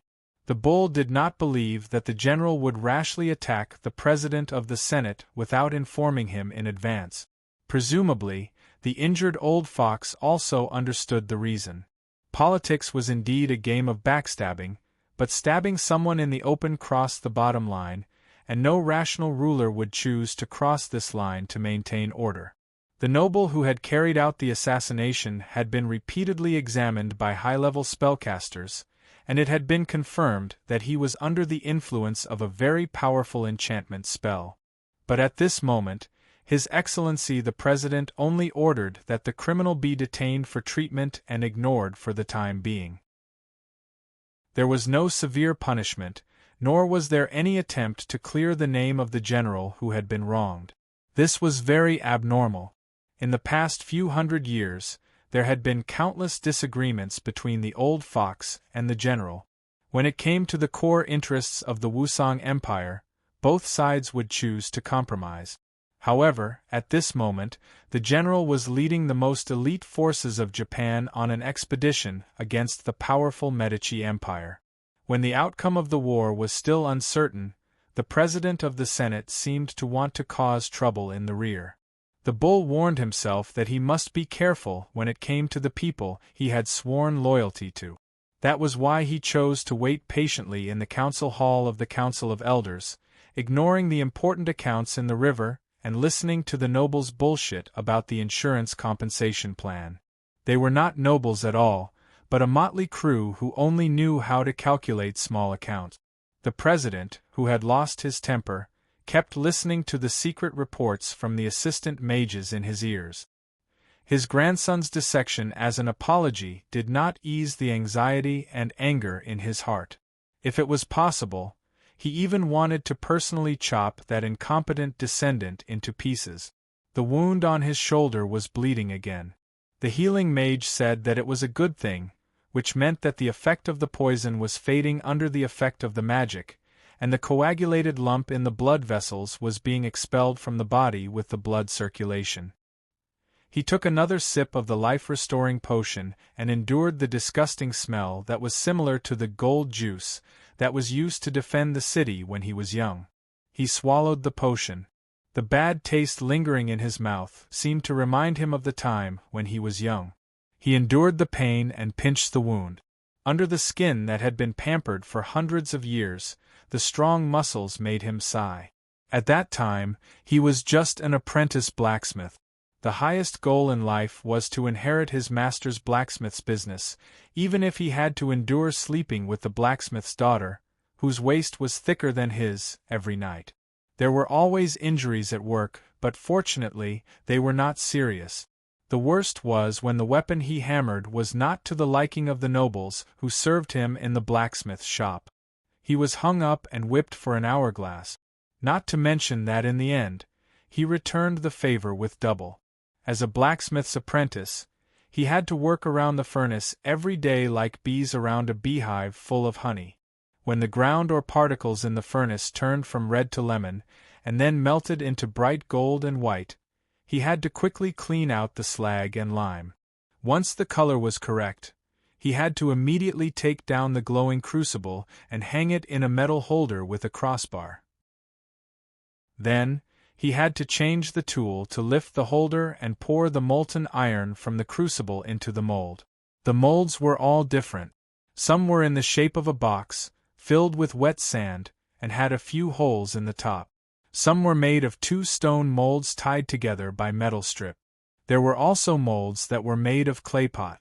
A variety of items could be produced in the mold, cooled slowly or quickly under the action of air, water, or oil. Some were daily necessities, some were needed by the city, and some were standard weapons. Iron balls on the flail, maces, stirrups, paper clips, camel beasts, carts pulled by camel beasts, cooks or construction workers, and so on. However, when it came to making better weapons, these elementary tricks were not enough. Some iron blocks that were placed in the open mold to cool down would be taken out by a real blacksmith to be reheated. After reaching a certain temperature, a special material would be added to it, and the iron would become steel. Only good steel could make good weapons with elasticity. Pecan leaves and vanadium compound powder, this was the secret of the special material formula that the young speaker had learned when he was a thief. However, it took a longer time to put in the amount of food. The blacksmith apprentice was more creative than the master. He created the technique of mixing several iron sheets and steel sheet. Later, he invented a new technique of stamping iron sheets with animal power. The blacksmith became a steel merchant, and the steel merchant became the royal advisor of Japan at that time. After applying the stamping process to the production of Japanese silver coins, the steel merchant and royal advisor suddenly became the head of the #1 exchange house in Japan. He was the richest man in the world. After overthrowing the monarchy, he naturally became the leader of the Japanese Senate, a new group of merchants and nobles. He took another step forward and became the current speaker. The old fox's history of making a fortune was remarkable. The stepping stones for him to climb to the top of the table of power in Chuyun City were industry and finance, not the family slave trade like other senators. Therefore, at this time, he knew better than anyone else in the assembly hall how terrible the tamed beast under his feet was. Chapter 158. According to the general's plan, they might encounter groups of vulture riders, roaring dragons, and buzzing locusts. However, he did not foresee the snowstorm that the fleet was experiencing at the moment. In his plan, the most extreme weather would be the icy rain that fell on the lookout's face.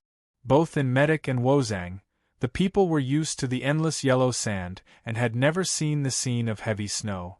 This was somewhat out of Quess's expectations. After his suggestion was accepted, it was actually carried out so thoroughly.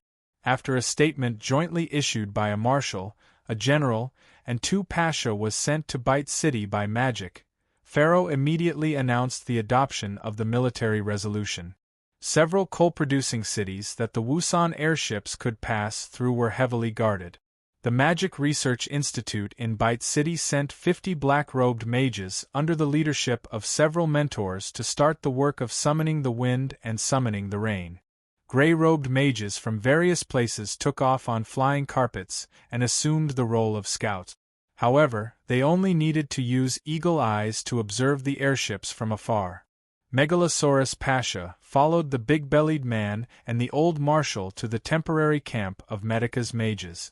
It was beyond the territory of the province under its jurisdiction, so the military command was naturally delegated to the highest-ranking medic marshal. Keyes came alone. Snader was very interested in the machinery on the back of the fallen heavenly hound, and he wanted to see the movement pattern of the Medika's mages. Therefore, the sorcerer consultant stayed in Rust City for the time being, collecting the parts of the cloud's soaring wings that had been scattered when it crashed while waiting for his employer's orders. The medic mages first lit tens of thousands of candles in the camp. This was a kind of ritualistic magic. The spirit candles were made from the oil extracted from the bodies of the dead and mixed with alchemy spices, which were the most important casting materials. The noble sentiment of voluntary offering gave the spirit candles a great power of will. With this power, they could not only dispel the curse of impurity, but also force the powerful summoned creatures to serve the medic mages willingly. The clay pots carved with various patterns were broken one by one. For a moment a strong wind blew, but it could not extinguish the tiny flames of the spirit candles in the array. Dozens of gas djinns showed themselves. Led by a noble, they began to bargain with the mages who had been waiting for a long time. Layers of slate with cloud patterns were piled up, and the mages built a huge archway. Meat smeared with honey was set up over the bonfire, giving off a sweet smell. Muffled sounds came from the archway. It was the sound of the cloud giants slapping their bellies on the other side of the portal. They shouted the name of their god, Mano. They had come here to pay their respects. Chi-Jin, Cloud Giant, and even two Glabrizu appeared in the corner of the camp under Kitha's astonished gaze. Of course, they did not know that they had bought a one-way ticket to come to the material plane. Under the joint suppression of several spellcasters, the Thanner Re-demons from the bottomless abyss were put into special pottery like human swine. Their limited benediction, spell-like ability was extracted and used to sound the horn of the storm. The strong wind gathered the sand in this area. The cloud giants, who had eaten and drunk to their heart's content, put away the high-quality honey in their earthen jars, and began to chant a powerful spell that could change the weather using the language of the giants. The gas giants, who had obtained the enslavement contract, rose into the air like a gust of wind, and directly turned into a whirlwind to create clouds and rain. This may not be enough. Keyes looked at the operation of the medic mages, thought for a moment, and gave a pertinent comment. He had seen the images of the Japanese airship fleet on the way here. A brave mage in a gray robe, who was a scout, quickly approached the sky fortress with a flying carpet. There was no doubt that he died in the hands of the Japanese. However, the magic images sent back by the mage before his death gave Medic first-hand information about the enemy's new weapon.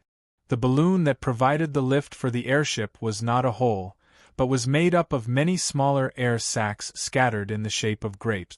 The pipes that transported hot air were connected to each air sac. Breaking one or a few air sacs alone would not make the airship fall. A large number of airships were suspended under the balloon.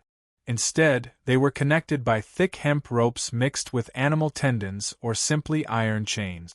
Between the suspended airships, there were either wooden bridges or climbing rope. People and materials could be transferred and exchanged at any time. Compared to the size of the airships, the aerial combat platforms could be regarded as small fortresses. Each of these sky fortresses was hung with flags painted with different noble patterns. Obviously, they belonged to different Japanese nobles, but at this moment, they were gathered into an alliance and were under the command of the general. The sky fortresses also had small boats that were dedicated to feeding the eagles. The sky fortresses and the flying boats that were suspended in the air with anti-gravity enchantment probably used these eagles to communicate. Some important messages would also be transmitted through magic, but less urgent messages would still rely on the eagle messenger method. It was precisely because of good communication that more than 30 airships could maintain a goose formation and move forward. The stable sky fortresses were like two solid arms, firmly protecting the more flexible airships that could not withstand the strong wind. According to the analysis of the magic images, Keyes felt that although the arrangement of the medic mages would work, it would be difficult to achieve what they had expected. If they wanted to rely on the cold air to make these sky fortresses fall from the clouds, they would at least have to prepare for a more violent storm. But in fact, these black-robed mages of the Academy were more extreme than the young Blue Dragon had imagined. Their original plan was not to stop with the storm. They wanted to let the Japanese see the rare snowstorm in the Ash world. Two more creatures appeared from the latest summoning circle set up by the medic mages. One of them looked like a large, beautiful woman carved out of pure, transparent ice.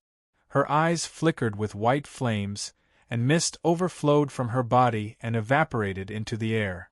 Below her torso, her body turned into a constantly changing icicle, connecting her to the ice below. The other was a large, beautiful woman made entirely of bright white snowflakes. She had a pair of silver eyes that were so bright that no one could look directly at them. The snowflakes loomed around her like a layer of hazy gauze that blocked the view of prying eyes. Below her torso, her body turned into a whirlpool of snowstorm, connecting her to the snow. The Ice Prophet and the Snow Prophet, two powerful elemental summoned creatures, stepped into the material plane from the ice elemental plane of the inner world. The two elemental creatures seemed to be somewhat dissatisfied with the dry and hot climate of the ash world. After looking at each other, the elemental pool under their feet intensified. The elemental ice that was constantly being stirred and ground was scattered with swirling elemental snow. Ice and snow complemented each other, freezing the air into a biting cold wind. The mortal mages could not help but shiver.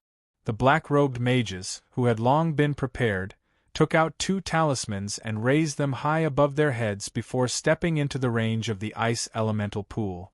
Without the permission of the Ice Prophet, any creature that walked into the elemental pool had to be immune to the elements.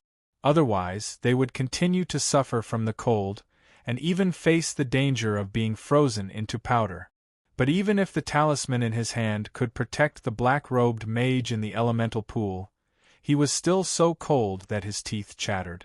Because any high temperature could be seen as an offense by the creatures of the ice elemental plane, he had to resist the urge to release a spell to warm himself up while restraining the numbness in his mouth and tongue to talk. Noble guests from the ice elemental plane, please follow the agreement with Medic and Grand Visher and fulfill the corresponding terms. As the Ice Prophet once again confirmed the talisman in the black-robed mage's hand, the two powerful elemental creatures that responded to the summons began their performance. The elemental pool made of ice elements stopped expanding, but its height skyrocketed. First, the thick icicles grew into the trunk, and on the trunk, branches of ice grew out. The swirling snowballs climbed to the top of the tree, filling the gaps between the branches like leaves. When this huge tree of ice and snow pierced into the clouds, apart from Keys, who insisted on admiring the magnificent scenery created by the spell, everyone in Medica's camp had to withdraw from the tree shade to avoid the bone-chilling cold. The power of the Ice Prophet gathered once again, and the canopy of the tree with snowflakes as leaves and icicles as branches suddenly boiled. The scene was like taking a bubble bath. As the bubbles made of snowflakes continued to burst, a large number of elemental creatures crawled out. One by one, little devils, that looked like they were carved out of ice came to the people. But Keys, who was more familiar with the Batsu people, was not as ignorant as the country bumpkins of the material plane. He knew that these little guys with long noses and flapping wings were actually ice bats. These elemental creatures native to the ice elemental plane rushed into the sky under the guidance of their creators after being born from the tree of ice and snow. Tens of thousands of ice bats spread out and turned into condensed cores, gathering the water vapor in the sky around them. It didn't take long for the deliberately brewing blizzard to be completed. The wind carried the dark clouds, and the ice cores were mixed with snowflakes. Under the guidance of Medica's mages, the blizzard broke into the formation of the Japanese Sky Fortress. The soldiers on duty on the observation deck were wearing thick cotton clothes, but they were still shivering from the cold. The slaves working on the deck were also unable to work normally. Only the ships equipped with heating furnaces were in better condition. The raging flames brought enough heat. Under the strict orders of the commander, the soldiers on duty sped up the speed of sending coal into the furnaces. The air bags that suddenly shrunk urgently needed to be replenished with hot air. Otherwise, the airship formation would not be able to maintain its original altitude. Chapter 159. Captain, why are you blushing? I feel refreshed. Hirano, why is your face so yellow? Hey, this is the wax that I applied to protect myself from the cold. A few brave soldiers were climbing up and down the airbags on the airships using rope ladders. They were wrapped in cold-resistant clothing made of goat skin and wearing cotton boots. They were using wooden mallets and shovels to clean the ice on the surface of the airbags through mittens made of animal skin. This kind of work was actually very dangerous. Only the soldiers from Shrimp County could do it. They were the only ones who were not afraid of heights and could adapt to the cold at the same time. However, to ensure their safety, each soldier was connected with a safety rope to prevent them from being blown away by the wind. Oh, the wind is biting cold, just like the snow mountain in my hometown. Captain, you are really good at imagining things. If you ask me, this wind is like a whore's thigh, squeezing my thighs painfully. The soldiers kept arguing with each other in their native language. This was the only time when they were not controlled by the Japanese, and it was also the only way for them to cheer each other up and get through the difficult work. If the airship was compared to the legendary whale, then these shrimps were like the lice that lived on the beast's body. At this moment, the snowstorm that affected the whales made these parasites complain in their hearts. But this was just the beginning. The repeated invasions made the Métis very angry, so the snowstorm was naturally very fierce. Aside from the giant snow tree that Quess had witnessed its growth, the black-robed sorcerers from the academy had planted another 3 trees. Around the Sky Fortress group, formed by the Japanese airships, 4 giant ice trees that affected the weather rose one after another. With tens of thousands of ice demon bats as condensation cores, and with the instigation of the gas djinn, cloud giants, and other creatures, an unprecedented blizzard in the history of the Ash world formed a huge net. The Wu-Sang airship was the prey that the net wanted to capture. However, some of the tribesmen in the desert became innocent fish caught in the crossfire. The snowstorm covered a wide area. Although the Japanese managed to avoid most of the cities in Medici, the tribesmen living in the desert were not so lucky. In an environment like the Ash world that was dry and short of water for a long time, a large amount of precipitation might not be a good rain. It could also be a fatal crisis. What's more, it wasn't rain that was falling from the sky, but heavy snow the size of goose feathers. The livestock raised by the desert elves and the old and weak in the tribe were the first to bear the brunt. A large number of them froze to death. The snowflakes that fell into the cracks between the stones froze and expanded. The stone tablet of history, which was a sacred object, also began to shatter. The remaining young adults could only slaughter animals to eat large amounts of meat, and they would gather together to light bonfires for warmth. When there was not enough firewood and camel dung, animal fat could only be used as fuel for the time being. Fortunately, the tribes that were slightly larger had already sent out their riders before the snow reached their ankles. They rode on all kinds of camel beasts and asked for help and support from the nearest Medici. By the time the news had passed through several hands and reached the hands of the black-robed mage who was controlling the weather, the blizzard had already been raging for a day. We have to make a choice now. In the temporary command tent, Marshal Medici, who was holding the disaster and loss reports, glanced at Keyes.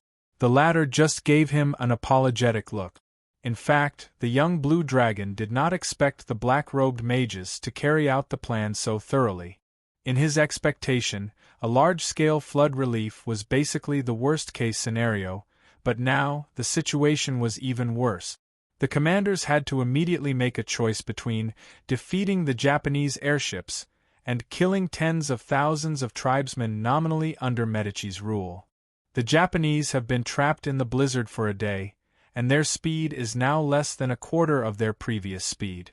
According to the calculations of the intelligence officers and tactical staff officers, according to the situation, the coal they carry will be used up in about a day and a half. The marshal paused for a moment. But we also have a problem here. The places affected by the blizzard have experienced a large-scale frost disaster. Those cities are fine, but according to the latest information, some of the desert elves have died from the cold. His words were interrupted by another participant, who happened to be a pasha as well. The tribesmen who were affected by the disaster were living under his rule. In order to ensure that we can defeat the Japanese with the latest weapons, we have to endure these losses. Moreover, the dead cannot be brought back to life. If we let the Japanese escape after most of the desert elves have died, we will lose more than we gain. Why don't we continue with the original plan? As long as my accountant calculates the losses, I will report it to Pharaoh and ask for compensation. The first half of his speech was quite reasonable, but the second half revealed his true intentions. However, it also explains some problems. In the eyes of most Medici, the desert elves were just barbarians. It was not a pity that a group of them died. Some participants who had the same point of view also agreed with the Pasha's suggestion. Most of them were representatives sent by the governors of the cities nearby on the Japanese airship route. After seeing the power of the blizzard, they did not want a terrible blizzard to fall on their cities. Two merciful people could not lead troops to war. Although Marshal Medici was somewhat disdainful of the Pasha's words, he could not deny that the sacrifices that have been made should not be in vain was actually his true thought. As representatives of the academic black-robed mages, the mentors of Medici's magic research school did not consider the pros and cons at all. All their minds were immersed in the snow trees that they had planted in the distance. They were not only magical creations produced by the combination of spells of several other schools, but also the embryonic form of strategic spells in the Ash world. It wasn't their fault. In fact, Quess was also full of praise for the idea of this compound spell. Just like dominoes, the limited prayer of the Glabrizu, the weather-changing spells of the Cloud Giant and the Gas Djinn, the Ice Prophet's elemental pool talent and the absolute control of elemental creatures like the Ice Demon Bat, a series of spells that could not be regarded as the highest level after being arranged in an orderly manner, actually produced the effect of a chain reaction. The destructive power of the blizzard was even more than the sum of all the spells as the dominoes added together. Perhaps limited by the fixed thinking of team-running games in his previous life, Keyes' exploration of spells was still in the mode of learn, use, and learn again. He seemed to lack some ability to create new spells. Although he realized this problem, the reason why he hired the Demolik as his own spell consultant was because of his ability to invent new spells. Keyes still did not have any innovative ideas before seeing this compound spell. Unlike the casting method similar to the corruption spell mastered by the mages in the Ash world, Megalosaurus actually appeared in many worlds as stowaways or colonizers. Megalosaurus was born with the ability to communicate with the mysterious source of the multiverse to release spells. This made Megalosaurus have fewer restrictions when using spells, but it also developed a bad habit of taking things from others. The reason why the old dragon Sirota was forced to participate in the Blood War by the evil Dragon Council through the bloodline contract was that the other party took a fancy to his magic ability, which was different from the ordinary legendary Megalosaurus. This could be seen from the fact that he could remodel, disintegrate, and mage's disjunction on his own. Originally, Keyes only planned to start learning more supreme magic skills step by step after the growth of his magic power reached a bottleneck. However, the compound spell of the black-robed mages of Medici and the chain reaction that followed gave him a lot of inspiration. He wanted to immediately dive into his own research, but at the moment, he had to solve the problem in front of him. Megalosaurus Pasha, it was your plan to weaken the power of the Japanese airships. So far, the blizzard has indeed affected the performance of the enemy's new weapons. So, what do you suggest next? Marshal Medici's words interrupted Keyes' thoughts about magic research, but he did not show any displeasure. As for the problem of how to deal with the Japanese airships, the young Blue Dragon had already come up with a plan. The blitzkrieg response was nothing more than finding a way to slow down the lightning strike, and then continue to consume it. However, if the enemy launched such a military assault on land, they could also use strategic depth to set up small forts or superior forces to launch a counterassault to wear down the enemy's spirit. However, the Japanese's assault relied on airships, and Medici did not have the means to set up small defensive forts in the sky. Using the existing forces that could fight in the air, such as the vulture riders and wyverns, to launch a counterassault would be like hitting a rock with an egg. Therefore, the only way was to lure the airships to attack secondary target. As long as they could seize the opportunity when the airships would be relatively stationary during the attack, they might be able to cause the airships to crash. If we can figure out that the airships lack coal as fuel, then the Japanese must have guessed the purpose of the blizzard. Under such circumstances, a normal commander would choose to plunder a coal source to replenish his energy. However, in their opinion, this will most likely lead to them falling into our trap. So, I guess the Japanese army will risk everything and launch a surprise attack on Medici's mages' camp. After saying this, the young blue dragon, who was in human form, drew his scythe sword and slashed downward.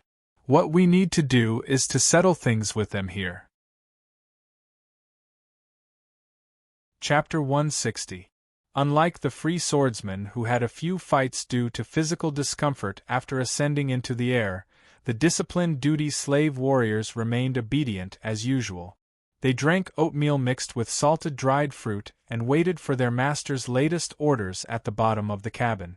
The blizzard seemed to be getting worse. Except for the damage control soldiers who had to climb up the airbags using rope ladders to break the ice and the lookouts who were on duty around the clock, there were almost no soldiers walking on the deck. The young combat staff officers were arguing in the command room at the stern of the general's flagship. The mage's prophecy has revealed the location of the Medici. They are affecting the climate not far from the fleet. We are short of coal. The maximum sailing distance is not enough to reach Bite City. We have to find a place to replenish. That's just the data obtained from the sextant and various tables. We have to use our long guns and short cannons to verify it. The general himself was the one who ended the argument. The tall silver warrior pulled out the dragonfly cutter and threw it casually into the sand table where the Medici mages were gathered. Then let's fight. We'll know after the fight. With the help of the eagle and the magic communication device, the battle plan issued by the staff office was quickly implemented. Every officer in the Sky Fortress began to carry out their respective task. The navigator changed the course of the airship according to the marked air chart. Ambassador Ku carefully checked every weapon that was transported out of the warehouse. The supervisor used a whip to urge the slaves to gather at the rehearsed positions. The damage control team leader began to focus on the situation around the furnace. Mercury vapor rose in the staff office. The initiator of the blizzard, the giant snow trees that reached into the clouds, stood on top of it. The Japanese mages took out the 6-Ren-style disc and repeatedly deduced. They had to ensure that the fleet's target was not a camouflage created by illusions. The blizzard began to develop to an unpredictable degree. It became more and more difficult to use the eagle to communicate. The situation of the damage control team was getting worse. Casualties began to occur while carrying out the task of cleaning the airbag. The situation of the airship was not optimistic. The propellers driven by mules and horses had been loaded to the maximum power. These huge sky fortresses were still dispirited in the turbulence. It wasn't that the commander hadn't thought of raising the airship to a higher altitude where the airflow was calm, but because the airbags had frozen after the snowfall, the volume of air displaced and the lift force had been greatly reduced. However, they firmly believed that this advanced weapon, which was ahead of its time, would be able to withstand the strong winds and break through the dark clouds. As long as the airships were piloted above the Medici's camp, their power would make those people feel despair. All the final preparations related to the attack were being carried out in full swing. The beast slave who was in charge of raising the beasts was trying his best to throw the dried figs in his hand at the darts.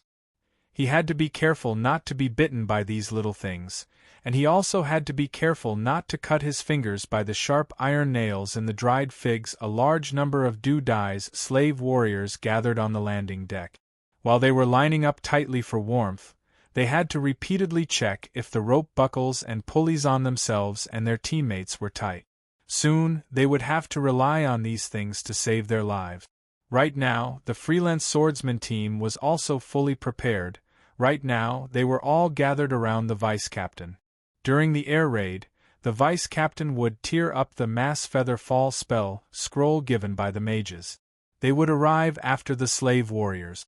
The gunners operating the special national cannon were the most nervous at this moment because they were the busiest in the preparation work. In addition to repeatedly cleaning the cannon chamber and arranging the ammunition, they also had to seize the time to flip through the adjustment manual to quickly review the parabolic landing points of different distances after firing the cannonballs from different altitude. Diligent work would always be rewarded, and the Japanese seemed to have some good luck. When the airships flew through the stormy clouds in the wild goose formation, the scorching sunlight in the west penetrated the dark clouds and sprinkled down from the sky. On the snow-covered mountain peak in the distance, the last ray of sunlight shone like a pearl. The long shadow cast by the peak of the mountain drew everything at the foot of the mountain into darkness. Only the icicle trunks shining with the same scorching sunlight were so dazzling. In the setting sun, a large number of shiny fairies flapped their wings and flew toward the airship fortress. They were the ice demon bats that had received the order to attack. At this moment, they launched a group attack with the greatest malice and brutality at the Japanese. The first to react were the darts that came out of their nest. These war beasts that were full of iron nails rushed out of their cages and pounced on the ice demon bats under the guidance of the red searchlights. Darts versus ice demon bats. Both sides of the battle let out disgusting screams and attacked each other with spitting weapons. The iron nails that came out of the darts' stomachs turned into bullets, and a single accurate shot was enough to shatter the ice demon bats into pieces. The frost breath of the ice demon bats could also easily freeze their opponents into ice cubes. After the elemental creatures died, their corpses would explode, and the ice shards that splashed out would turn into deadly blades. However, this battle was a battle of numbers. The Japanese had to thank the beast slaves for feeding them a sufficient number of darts. The airship had locked on to the target. The formation of the flying geese changed into a two-column formation and encircled the mages' camp from both sides, tightly encircling them. The commanders had yet to give the order to lower the altitude so that the warriors could land. They were determined to show their opponents the deepest horror. The cannons began to fire, but each column could only fire from one side of the porthole. The cannoneers braced themselves and no longer cared if the angle of the cannons was correct or not. They were ordered to pour out all the cannonballs they received from Ambassador Ku. The cannonballs rumbled from the sky and smashed into the mages' camp. Some of the cannonballs even exploded in the air before they hit the ground, turning into iron scraps that shot out into the air. The solid cannonballs, on the other hand, had an amazing impact with the potential energy of gravity. The defensive spells on the ground were often smashed into pieces after flashing for a moment. Under such carpet bombing, the ballistas that were originally covered by illusion could no longer be hidden. Some of the Metuchi ballistas tried to shoot heavy spears at the enemy, but the airship had not yet descended to a low enough altitude, and the range of the ballistas was not enough. When the camp was basically reduced to dust, the remaining mages retreated to the surroundings of the giant snow tree.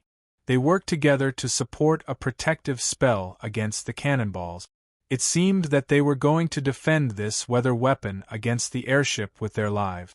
Several clay golems drilled out of the ambush holes and hugged together, turning into the base guards of the giant tree's branches. The wall of gnawing teeth, summoned by the master of incantation, rose from the ground to block the giant tree's perimeter. Mysterious runes flashed and turned into several giant force field fists, constantly attacking the cannonballs. The Japanese airships changed their attack pattern again. Like butterflies flying through flowers, the two-column formation became a single-column formation.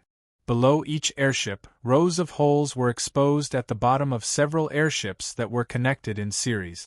Pieces of pottery that looked like large flower pots were exposed from the holes. Each of them was more than 10 feet tall. The top was sealed with paraffin, and there was a vertical pole more than 20 feet long inserted at the bottom. Below the vertical pole was an additional base. When the airships flew in a straight line above the snow, these big guys fell one by one. Due to the problem of the center of gravity, they maintained a vertical falling posture. When the vertical pole hit the ground or other obstacles, it triggered the piston. The paraffin at the top exploded, and liquid splashed out. Then the piston triggered the igniter, and the liquid burned, dancing wildly in the air. When the flame came into contact with something in the pot, the whole pot was detonated. The explosive contained some kind of silver-white metal powder. When mixed with the alchemy potion, the flame was so bright that it was difficult to look at it directly. The wall of gnawing teeth that protected the giant snow tree was reduced to ashes in a few breaths. Even the clay golems could not directly face the high temperature of the alchemy flame. Many parts of their bodies directly turned into lava. The force field fists did not help at all.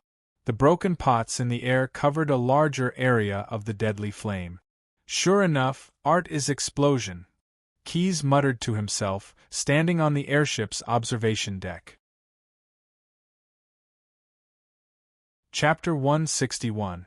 Because they were worried that the flying wings would not be able to fly stably in the strong wind, the Tengu tribe was not arranged to join the first wave of attack on Medica's mage camp. But now that the bad weather was under control, these impatient fellows jumped off the airship. Their mission now was to help the Japanese troops land safely. Breathing in the smoky air after a fierce artillery bombardment, the patriarch of the Tengu clan loved this strange, sweet smell. It was the perfect enjoyment to look down at the earth from the sky. The wingless Japanese soldiers carefully slid down the ropes or landed on the ground under the effect of the group featherfall technique. Watching some of them turn pale because of their fear of heights, the patriarch of the Tengu clan felt a sense of relief. The ballista on the airship fired a large number of bolts with ropes at the ground. The trained crossbowmen skillfully controlled the angle between the ropes and the ground. The angle could not be too big, or people would fall to their deaths if they slid down. It could not be too small, or people would become live targets if they stayed in the air for too long. In addition, they had to make sure that the ropes were slack and not too tight. This was the landing method of the do-die warriors. They put a quick descent rope with stone pulleys and friction knots on this rope, and quickly slid down one by one. As for the free swordsmen, they naturally received better treatment. The warriors gathered around the captain. Their captain tore open the group feather fall spell, scroll given by the mages, and jumped down from the deck of the airship with all the members. The next part was interesting. The free swordsmen had to supervise each other. No one was allowed to stay on the deck for any reason. During the process of falling, they also had to be alert and look around to see if anyone was falling headfirst. This was not uncommon. People who fell from high places were likely to lose their sense of direction of gravity, especially when some people closed their eyes because of their fear of height. Once this happened, the people around had to correct it. After all, the feather fall spell could not prevent the death of a broken neck. But overall, the landing of the Japanese troops went smoothly. A total of 20 teams of free swordsmen and more slave warriors quickly landed in Medica's mage camp. After the previous bombardment, the defensive position built with magic had been razed to the ground. Long craters and raging flames had become the main theme of this place. The Japanese soldiers were divided into small groups and charged toward the giant snow tree in the center of the camp. Do-Dai's slave warriors were still the vanguard to prevent any spell traps that might not have been triggered. This was not because they were overly cautious. Magic traps such as explosive runes buried deep underground and an acid magic ball that could only be activated under certain circumstances were discovered one after another. After sacrificing the lives of nearly 100 slave warriors, the Japanese finally gathered around the giant snow tree.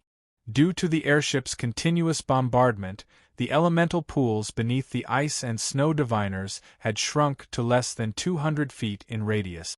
Although the coldness was still pressing, it was no longer as bone-chilling as before. The commander of the Free Swordsman team was very smart. He did not choose to use the lives of Dai's slave warriors to pave a path through the ice barrier. The flag-bearer quickly waved the triangular flag in his hand with yellow and red fluorescent colors. He was sending orders to the Tengu team in the air. The commander of the Japanese alliance was ready to let the Tengu throw falling flame strike at the marked targets. As the sky darkened, the archers shot arrows with special small canisters. The red phosphorus inside the canisters burned, marking the targets for the Tengu.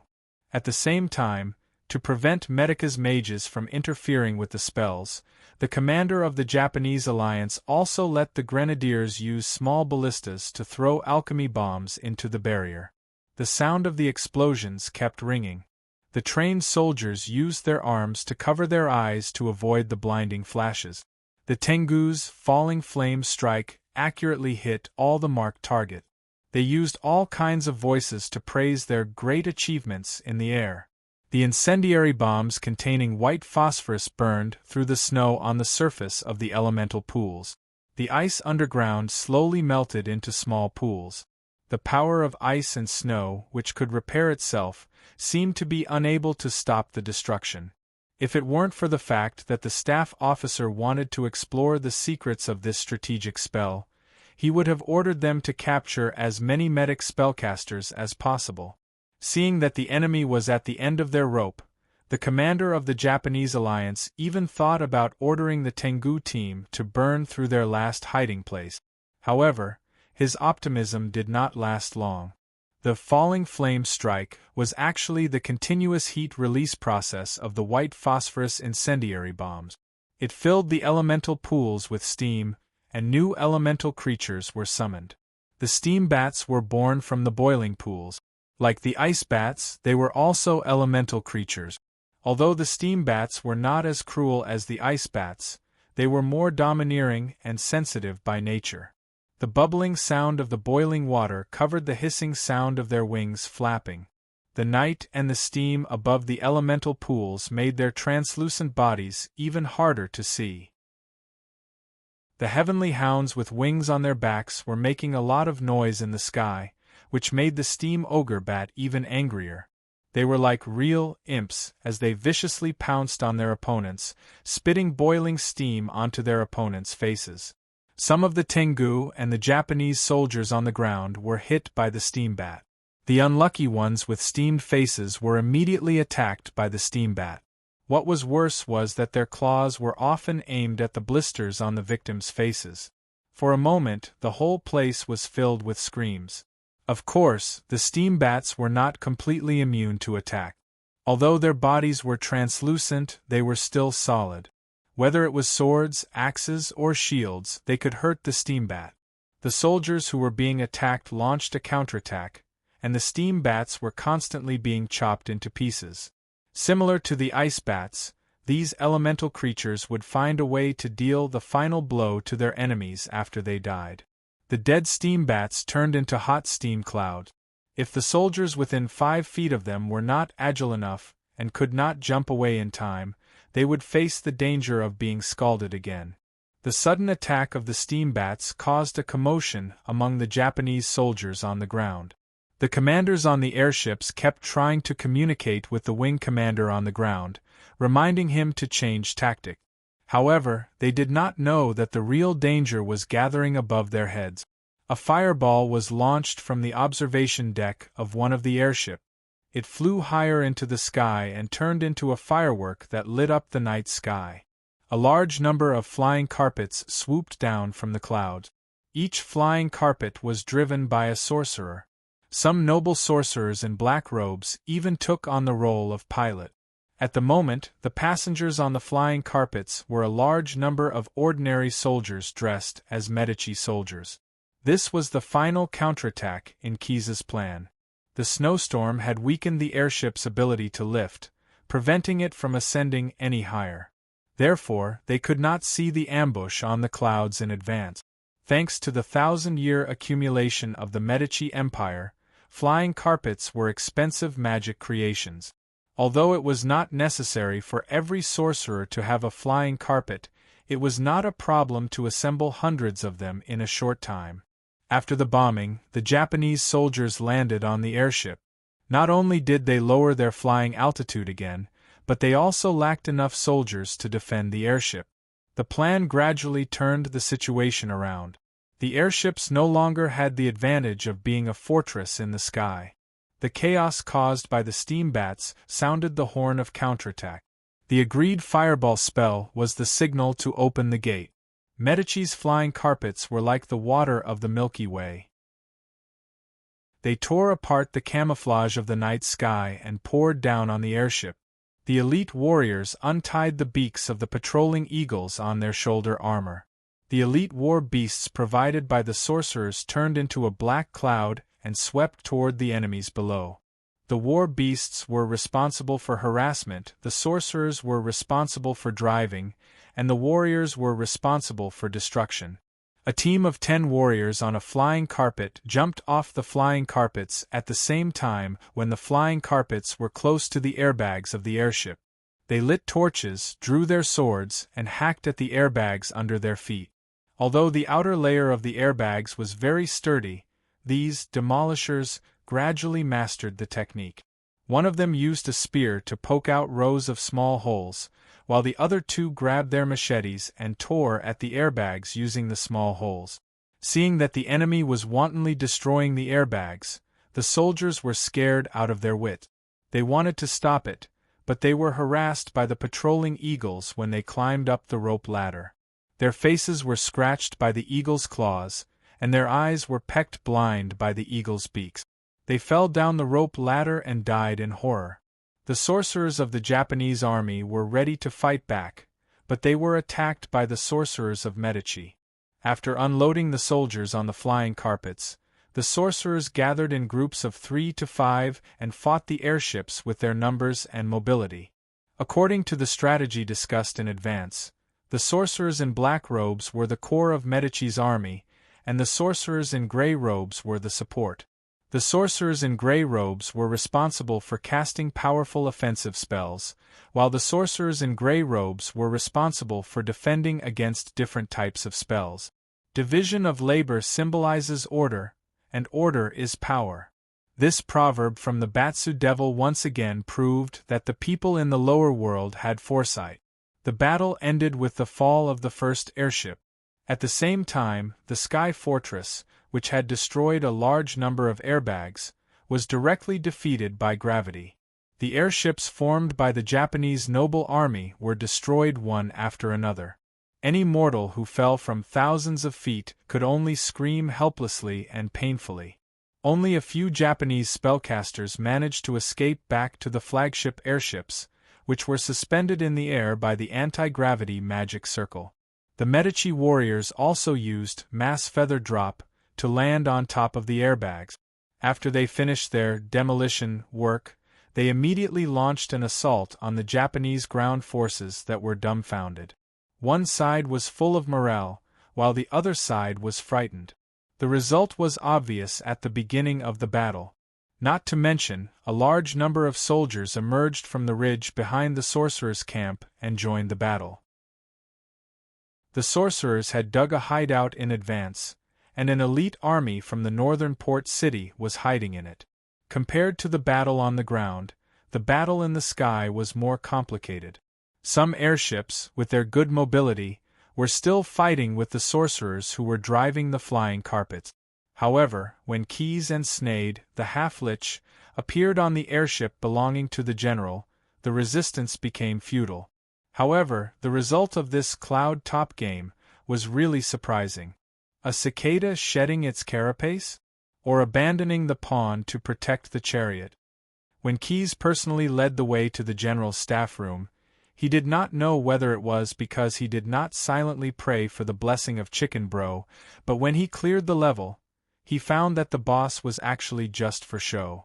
The silver samurai armor in the staff room was easily squashed by the giant force field hand. Obviously, the equipment dropped was also fake. Chapter 162. Everyone has a castle at the bottom of their hearts. This castle often imprisons extremely private secrets and fears. You can't expect an iron gate to guard it firmly. Even a cast iron gate may not be able to do so. Smart people choose to use virtue and self-esteem as guards, while less smart people often choose contracts and spells as gatekeepers. But whether the owner of the castle is smart enough or not, he should know the importance of the castle. After all, this is a moving castle.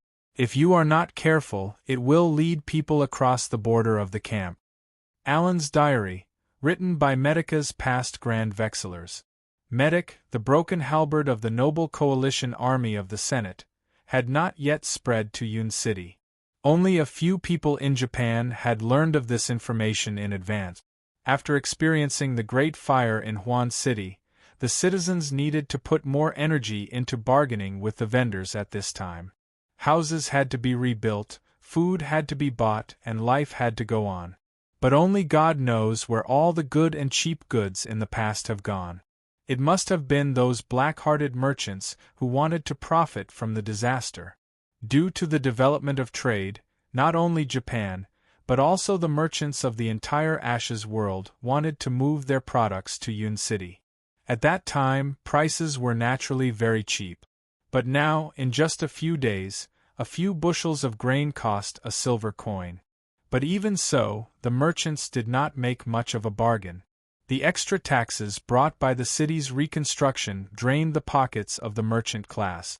Except for the nobles who did not need to pay taxes, all the merchants in Yun City were planning to sell the property here. At this time, the notary office did not have to worry about business. Keep it well. This is the transfer contract with immediate effect. The well-dressed notary handed the scroll with the magic seal to the buyer with a warm smile on his face. It was a big deal. He, who had earned a generous commission, enthusiastically said to the foreign merchant in front of him, "You have a good eye. Yun City has only encountered a small crisis. After the new city is rebuilt, this sewage canal cleaning house will definitely make a lot of money every day." After a simple greeting with the notary, Commander Wenfeng, who had disguised himself, walked out of the notary office. Make a lot of money every day? How was that possible? The cleaning house, which made money by collecting cleaning fees and was responsible for the disposal of the underground sewage canal in Yun City, was barely operating even before the fire. The purchase of this kind of pickled fish for a living was entirely due to the fact that the cleanup area was sufficiently secluded. Walking through the alley outside the notary office, Commander Wenfeng thought about the next two things he needed to do. The staff didn't need to be replaced because the sniffer had already replaced every position inside. He also needed to go to the registration office to register the new facility. This was also the reason why he bought the management rights of the cleanup center. After the fire, Yun City gave preferential treatment to the merchants who rebuilt the buildings and facilities. Previously, many of the materials that could not be purchased due to overage issues had been relaxed. Just as he was planning his work arrangements, two squeaks suddenly entered Commander Wenfeng's ears. He turned his head and saw that a messenger lizard with suction cups on its feet had climbed onto his shoulder without him noticing. Ever since the Grand Vader met with the first Alan, the soul-binding sorcerer called Shurik, many chimeras with various functions had appeared around him. The messenger lizard was one of them. The greatest ability of this kind of chimera was that it could repeat human speech and then secretly run to the recipient's ear to pass on a secret message: "The pickaxe will be ready tomorrow morning. Make sure it's ready tonight." After saying this, the messenger lizard stuck out its tongue and quickly licked Commander Wenfeng's earlobe. This was not a pet acting coquettishly. This was the chimera indicating that the message had been sent and at the same time, asking for postage. It took out a handful of fried locusts from one of its pockets and left it alone after feeding it. After this little thing had its fill, it would quietly leave. The Grand Vader's plan was nearing its end, and at this time, he still had a lot of work to do. Yun City was located above a city, or rather, there was another city under Yun City. This city, which had been abandoned for more than 600 years, was called Yun City. The real meaning of the name was actually, the city that was placed on top of Yun City. And there was a secret hidden in Yun City, a secret that needed to be kept by the chairman of the Senate and the general. The chairman of the council led the group into the underground city through a secret passage. Only a few magicians and his personal guards were following him. Because it had been abandoned for too long, there were already dilapidated walls inside. And these dilapidated walls were now an important part of Yun City's underground drainage system.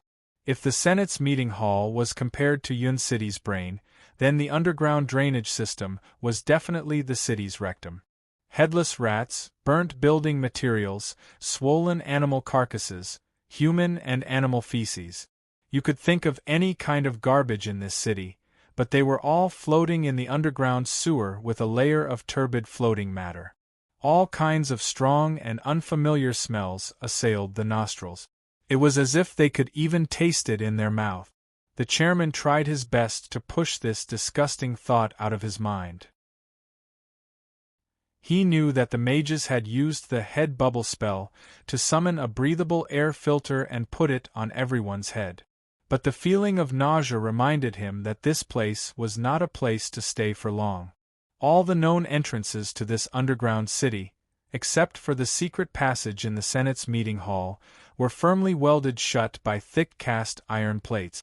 In order to hide its existence, Yun City had strict regulations on the amount of earth that could be transported out during the construction of houses. This was to prevent people from digging too deep into the ground and causing unnecessary trouble. Of course, these measures were also a form of protection.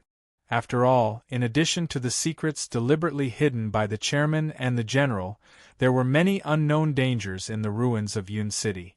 Many of the demons and ghosts in the stories of mortals actually lived in this underground city that fell from the clouds. At this time, this adventure team did not light a torch or summon the eternal flame. Firstly, there was a lot of methane in the air here. Secondly, too bright a light might attract uninvited guests. Originally, the mages were prepared to add night vision to everyone, but because the accompanying warriors and the chairman could not adapt to this way of perception, they had to use fluorescent algae filled in glass bottles as a light source. But even this dim green light attracted many terrifying monsters during the process of moving forward. The mutated itter monsters that herded giant pus spiders, the troglodyte monsters that hid in the dilapidated walls, waiting for an opportunity to attack, and the wraiths that occupied the ancient city in the process of moving forward in just half an hourglass. The chairman had lost more than 10 of his personal guards. Thanks to the mages who were guarding by his side, they were able to avoid danger time and time again. Damn it, why aren't they back yet? Chapter 163. Since the establishment of Izumo City, the speaker had only stepped into the ruins of Yunqing twice. Every time, when the Neon Empire was facing a major crisis, he was personally escorted by the general himself. But when he entered the place for the third time, he had no choice but to let others follow him. Now, other than recalling the steps of his first 2 operations, his mind was full of how to do it without leaving any traces behind. With the help of the weak green light emitted by the fluorescent algae, the personal guards once again worked together to kill a mutant itter monster. In this dirty and muddy underground city, who knew how many spider herders who raised 8-legged shepherds were hiding? The indefensible spider silk trap cut a personal guard's finger, and it swelled up like a carrot in a short while. 2 more people were even worse. Although they were protected by armor, They were bitten by the mutant itter monster and the giant pus spiders raised by it, and they were poisoned to death. We should be there soon, the Speaker of the Senate thought to himself. In his memory, the last time he came here, he also encountered a large number of mutant itters who were building nests. These monsters were once small pets of a certain existence, and now they were the main source of food for its descendants. As the team moved forward, the sewage level under their feet gradually lowered. The terrain became a little higher, and when they stepped on the raised stone slabs, their feet were not as muddy as before. Not long after, they came to a double-arched bridge. There was a towering inscription on the bridge. The words Imperial House of Kamitachi were originally engraved on it, but at this time, it had been cut out with a sharp weapon. With the help of the light emitted by the fluorescent algae, everyone could vaguely see the dark and gloomy buildings behind the double-arched bridge.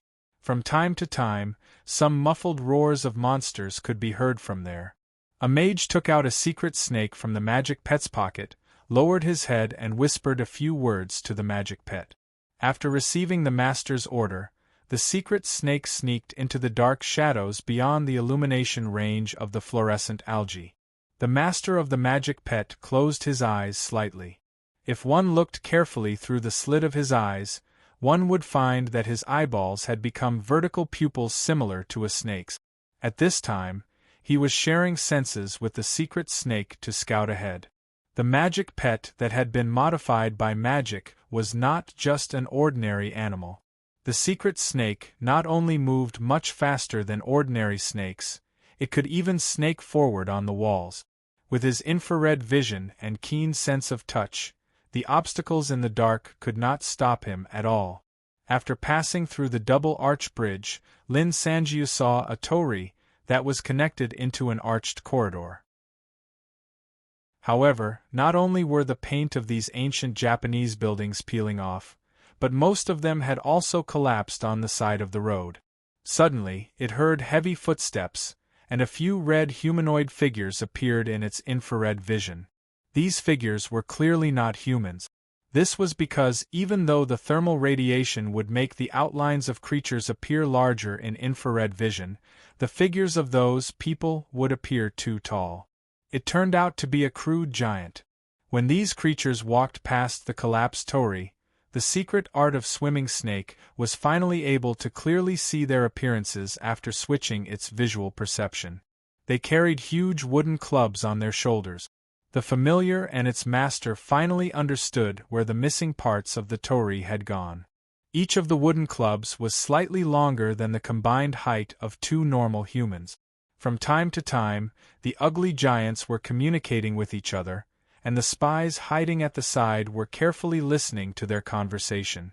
Although most of their words were in the Jotun language, there were some ancient Japanese words mixed in. We collect more. Spider people roast and eat. We collect morets, roast and eat. Excellent. Excellent, spider. Stew is not delicious. Okay, spider stew is not delicious. Understanding the conversation of the ugly giants that was shared through the familiar's ears, the mage finally understood why they had encountered so many mutated ets building their nests along the way. Perhaps he felt that the voices he heard had become softer, so he slowly controlled the familiar to move closer a little. With a whoosh, the mage suddenly felt as if his head had been flipped over with a big stick, and the connection between him and the secret snake was instantly cut off. The crude giant had actually discovered his magic pet. This was definitely the result of the mage's carelessness when learning monstrumology knowledge. As a type of giant, about the third from the bottom in terms of overall strength, slightly stronger than the two-headed giants and the hill giants, the ugly giants had good perception and insight. It was precisely because of this that they, who were used to moving in underground caves, were difficult to be ambushed by enemies. The range of the secret snake's snooping was still a little too large, so it was discovered and beaten flat. Although the mage, who had been sharing senses with the familiar, was not injured, he still felt the same as the familiar. Enduring the dizziness of a concussion, He described his discovery to his companions while trying to sort out the spells that he had memorized before. The ugly giants had obviously discovered them, and a battle was inevitable. Do not use lethal spells or cut off the heads of those guys. When everyone was preparing, the Speaker of the Senate sternly reminded them, "Just knock those guys out or there will be big trouble. Remember, this is an order." The Speaker's words were very puzzling. When they were clearing the monsters that blocked the way, he did not give any orders, but the mages and guards still habitually expressed that they would obey the will of the ruler of the Neon Empire. Some of the guards took out leather pads under their armor to cover the edges of their weapons, and some directly took off their scabbards and sheathed their weapons. The mages' preparations were more complicated. They had to change the positions of some of the spells that they had memorized, such as Chain Lightning and Group Monster Immobilization spell. The ugly giants reacted faster than expected. The mages who had lost their familiars only saw 2 giants, but now they had summoned more of their companions. Fortunately, although these monsters were difficult to deal with, they did not have any long-range attacks. Due to their deformed bodies, they were unable to throw boulders like other giants. However, when fighting in close range, they still had to be careful of their curse of the evil eye. When the mages looked into their ugly almond-yellow eyes, their innate curse ability would be triggered, and the person who was cursed would have a certain chance of being deformed like them. Therefore, before the ugly giants rushed over, the mages cast protective spells on everyone that could resist their malevolent deformations. The personal guards of the Speaker were all 1 in 10,000 Japanese warriors. Even in the face of huge monsters, they decisively launched a counterattack. The ugly giants were probably the ugliest and most vicious kind of giant. Their heads were full of lumps, and they had uncoordinated facial features. Some of their limbs were also of different sizes and shape. The breaths that came out of their deformed mouths and noses turned into horrifying howls. If it were not for the Speaker's strict order, the personal guards would have killed them with their swords so that they could deal with these ugly creatures as soon as possible. However, due to the order, they could only try their best to use edgeless weapons to injure the enemies. But it was actually not easy. The height of the head of an ordinary human could only reach the thighs of the ugly giants. The Japanese warriors could only choose a few places to attack, such as the Achilles tendon, the knee socket, and the crotch. At the same time, they had to stay alert and be careful not to be hit by the giant club. There were less than 30 personal guards of the Speaker left, but there were 10 ugly giants in this nest. According to the nature of these monsters, they would come out in full force when fighting, so there should be no need to worry about them. However, on average, 3 people had to deal with 1 ugly giant. For humans, the chance of winning was actually very slim. Fortunately, they had the help of the mages.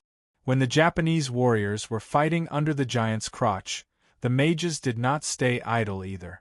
Buff spells were constantly cast on the warriors, while buff spells were constantly cast on the giant's head. Originally, the best way to deal with these deformed giants was to kill them with powerful spells. Ugly giants were still giant. Their bodies were much stronger than other creatures, and they were not afraid of ordinary physical attack. Although the warriors attacked their weak points, such as the Achilles tendon and other weak points, their weapons were not sharpened. After a long time, none of the giants fell down. However, the mages also obeyed the will of the Speaker of the Senate, so they had to find another way. When some enchantment spells did not work, they chose to use illusionary spells to exhaust the opponent's energy and then plan slowly. Under the effect of the illusionary spell, the number of human warriors in the eyes of the ugly giants began to change. More and more little bugs appeared under their feet. After waving the big stick and hitting the target, although the illusionary spell was broken, the warriors found the opportunity to hit the monster's heel hard at the same time. Some of the ugly giants suddenly roared in panic as they fought. This was the effect of the illusionary spell, because the human warriors in the eyes of the ugly giants would take off their disguise and become the drows or spirit suckers that the creatures living in the underground world hated the most. These illusionary spells were indeed effective. The ugly giants who were affected even had the intention to retreat. "You useless things, cheer up!" one of the monsters suddenly roared in ancient Japanese. "It's just a little trick. What's there to be afraid of? We are the kings here, the kings of this underground city." The roar spread far and wide in the empty underground space. The rugged giant who made this roar was standing at the end of the double-arched bridge, using the big club in his hand to hit the heads of the deserters who were trying to escape from his tribe. Different from the other ugly giants, his body seemed to be more well-proportioned. And the stick in his hand was not a wooden stick made from the pillars of the torii, but a scepter in the shape of a hupak scepter. Hupak staff. Someone in the shadows behind the Japanese man smiled in understanding. Chapter 164. Speaking of the hupak staff, it was necessary to talk about the evolution of the civilization in the Ash World. Long before the Amaskar colonized the Ash World, the Halflings had already occupied the vast majority of the world's intelligent creatures. The Halflings were humanoid creatures about half the height of ordinary humans. They developed the Halfling civilization system based on biotechnology and psionic ability. For example, the earliest buildings in Coptic, which was now the City of Sin in the Medici region, were the products of the Halfling civilization. However, after a series of do-not-die operations by the Amaskar people, the world became the forsaken land of the gods. The rapid deterioration of the ecological environment caused the desert to cover the whole world, turning it into the Ash World. It also caused the Halfling civilization, which had just started, to disappear. However, history still picked up some ashes. Some relics of the Halfling civilization were absorbed by later human civilizations, such as the hupak staff, which symbolized the noble pioneers. All new roads need the hupak staff. This was a common saying among the Halflings. It could be seen how much they liked this convenient tool and weapon. The traditional hupak staff was made of a whole elastic willow branch. The end of the wooden staff was very sharp and covered with copper. The other end was forked and held a leather-made catapult. When exploring the dense forests of the Ash World, the Halfling adventurers would wave this wooden staff to make a sharp sound to scare away the beasts that tried to sneak up on them. The willow bark used to make the hupak staff was also carefully collected. It was said that after mashing it up and throwing it into a vinegar tank, it could be soaked in a special medicine to treat headaches, fever, and inflammation. The early native human civilization of the Ash World was built on the legacy of the Halfling civilization and the Amaskar civilization. The hupak staff was also the standard of human pioneers at that time. Some of these pioneers later established their own tribal states, and the hupak staff became their scepter. Some tribal states slowly developed into powerful countries, and the material of the scepter was no longer limited to the slightly shabby willow wood for the king. However, as a symbol of continued power, most of them retained their original shape. The family of the once deposed emperor of the Neon Empire also continued to use the scepter in the shape of the hupak staff. "Catch that shabby giant." The head of the Senate gestured for the mages to catch the giant who was trying to reorganize the situation. His eyes were locked on the wooden club in the giant's hand. He was excited, but his voice was unusually calm. "Hurry up and put the other monsters down." The mages naturally did not dare to disobey the president's orders. Some of them immediately used sound wave spells to attack the ugly giant leader. This spell required a long chant, so they had only just finished preparing. The other mages loudly reminded the warriors in front of them to retreat quickly. Together they cast spider web on the shabby giants. A large number of invisible and colorless magic threads emerged from the ground and the air. Being entangled by them was like falling into a sticky mud pit. This spell generally needed to be combined with a dark spell, that obstructed vision in order to exert its greatest effect. However, because the crude giant had dark vision, not only infrared vision, but infrared vision could not see through the darkness formed by the spell, it could only be used alone. However, it seemed that it was enough. First, nearly 10 mages cast spider web at the same time, and the layers of magic threads piled up produced a stronger adhesive force. Second, in the battle just now, the shabby giants were tortured by the illusion and consumed a lot of energy. The combination of the two made it difficult for these aberrated giants to break free from the range of the spell. They could only let out futile roars, and at the same time, slowly pulled down by the magic threads and fell to the ground one by one. The spider silk summoned by the spell was not a physical entity, and there was a time limit.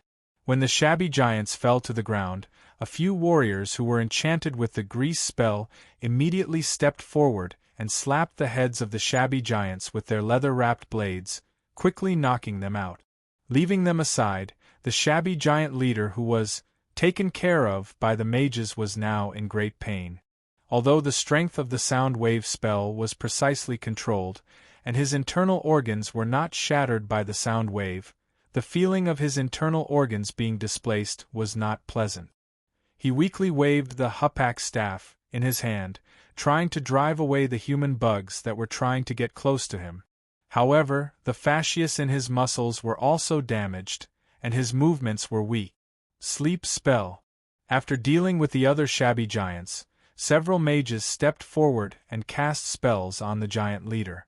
The repeated accumulation of the power of the spell finally broke the dam of chi built by willpower.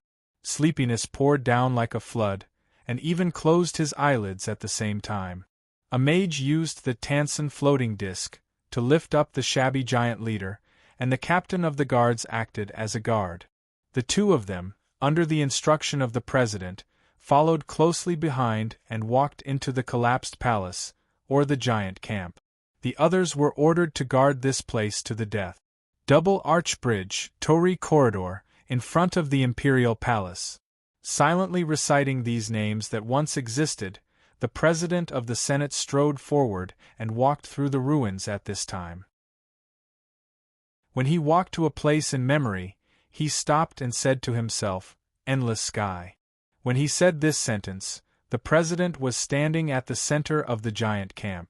Peeled barbecued spiders' hard shells, some monster bones with obvious bite marks, sleeping blankets made of rawhide and so on, things that were completely unrelated to the Neon Empire's royal treasury, were scattered everywhere. The president took out a small jade bowl and a jade knife, and walked to the shabby giant chief, who was in a coma. "Tie this monster up, the kind that will never break free without my permission." The mage nodded. A slithering snake crawled out of his sleeve and coiled around the giant's body. The snake's head also bit the snake's tail, forming a lock in the shape of a tail-swallowing snake. As the wizard silently chanted a few incantations, dense runes appeared on the snake rope. This time, it was the president's turn to nod. However, the president seemed to have suddenly thought of something. He turned around and picked up a monster bone that had been eaten clean from the ground, and then with disgust, he asked the captain of the guards to open the mouth of the shabby giant chief and personally stuff the bone in. After all the preparation work, he ordered the two people accompanying him to turn around, and the latter obediently did so. The president held the jade knife in his hand, aimed at the shabby giant's right eye, and fiercely gouged it out. The body that had been nourished by the vitality of slaves for hundreds of years was still so strong, and the jade knife easily pierced the giant's eyelid. However, because the giant woke up from the pain and tried to break free, the shaking on Tansen's floating disc affected his wrist. Fortunately, before piercing the eyeball, the president used his other hand to fix the wrist holding the knife, and stuck it close to the eye socket, and completely pried out the giant's right eye. "Turn around, don't look back." The pain of losing the eye made the shabby giant bite the monster bone stuffed in his mouth, and let out a meaningless roar. The mage and the guards were just about to turn around to see if they needed help, but under the angry roar, They remained standing in the same position. The president was angry that he didn't find a harder bone, but on second thought, this shabby giant's roar could be used as a cover for his next operation. Az Birak Fobalaka Su Tanya's myobia. Your voice through me. Note 1. An ancient whisper gently sounded in this space, and an incorporeal human head poked out from the ground. Its face was that of a handsome man with sharp edges, but it was missing an eye. This was the image of the first emperor of the Wozang Empire, the one-eyed king. The president held the jade bowl with the giant's eyeball and put it into the missing eye socket of the one-eyed king. Schlecht. Light. Note 2. A dazzling gate appeared in midair. Just the golden color of the gate alone seemed to make the oppressive underground city become resplendent in an instant.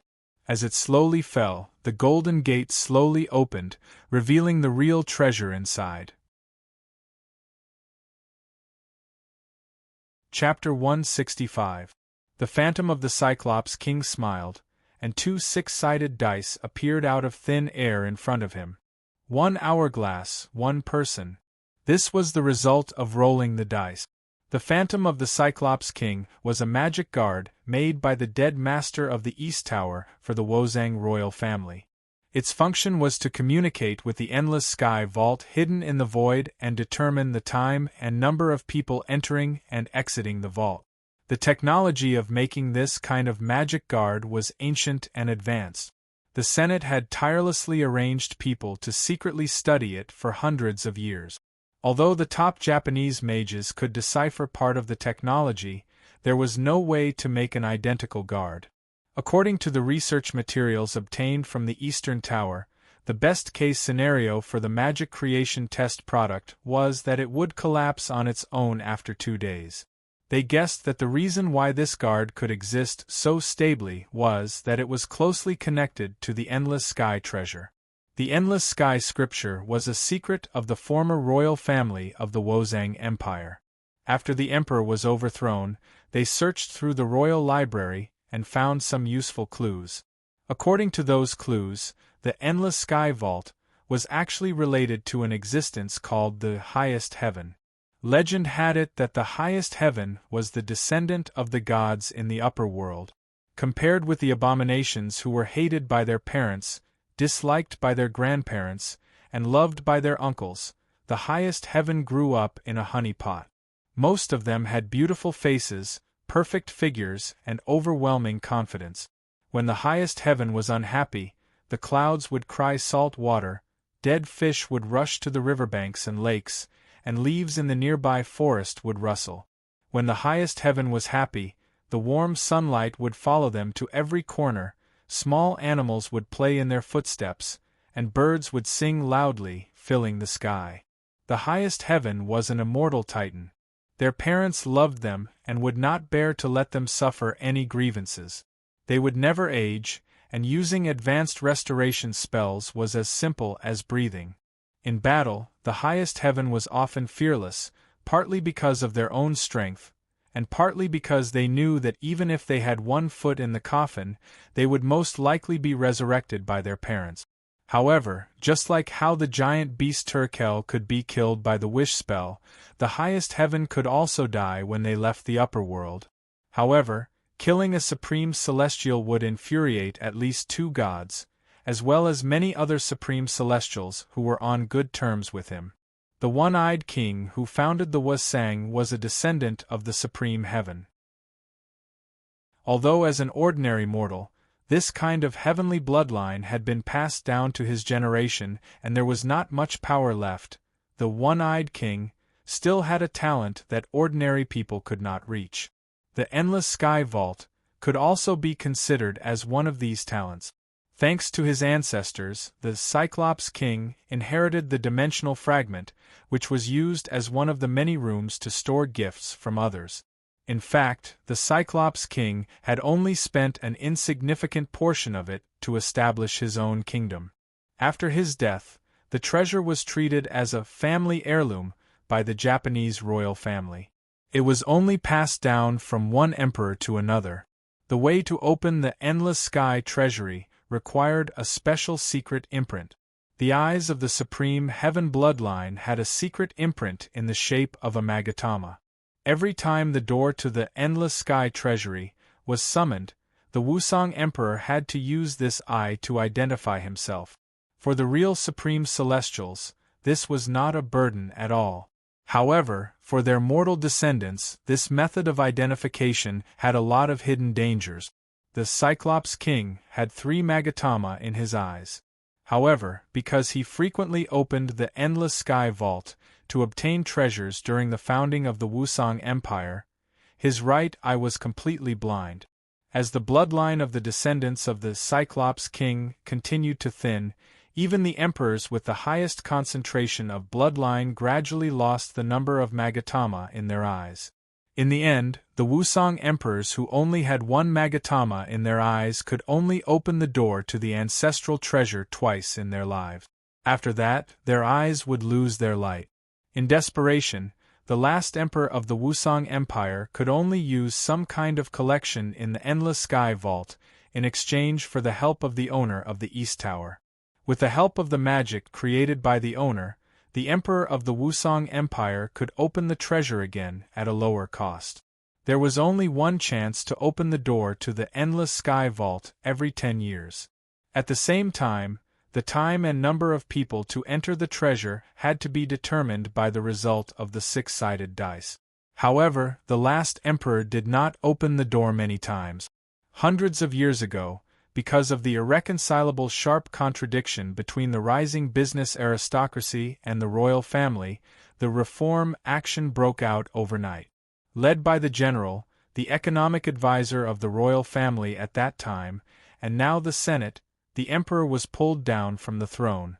In order to completely eliminate the hidden danger, they had originally decided to eliminate the source of the problem and completely cut off the inheritance of the Cyclops King. However, during the execution of the plan, there was a shocking change. Although cutting off the bloodline of the Japanese royal family would not cause a war between the gods like killing a real Supreme Heavenly, the mastermind behind the plot would definitely be cursed. When the bull hanged the emperor's concubines and children one by one with the bowstring, the curse took effect before the death of the last emperor.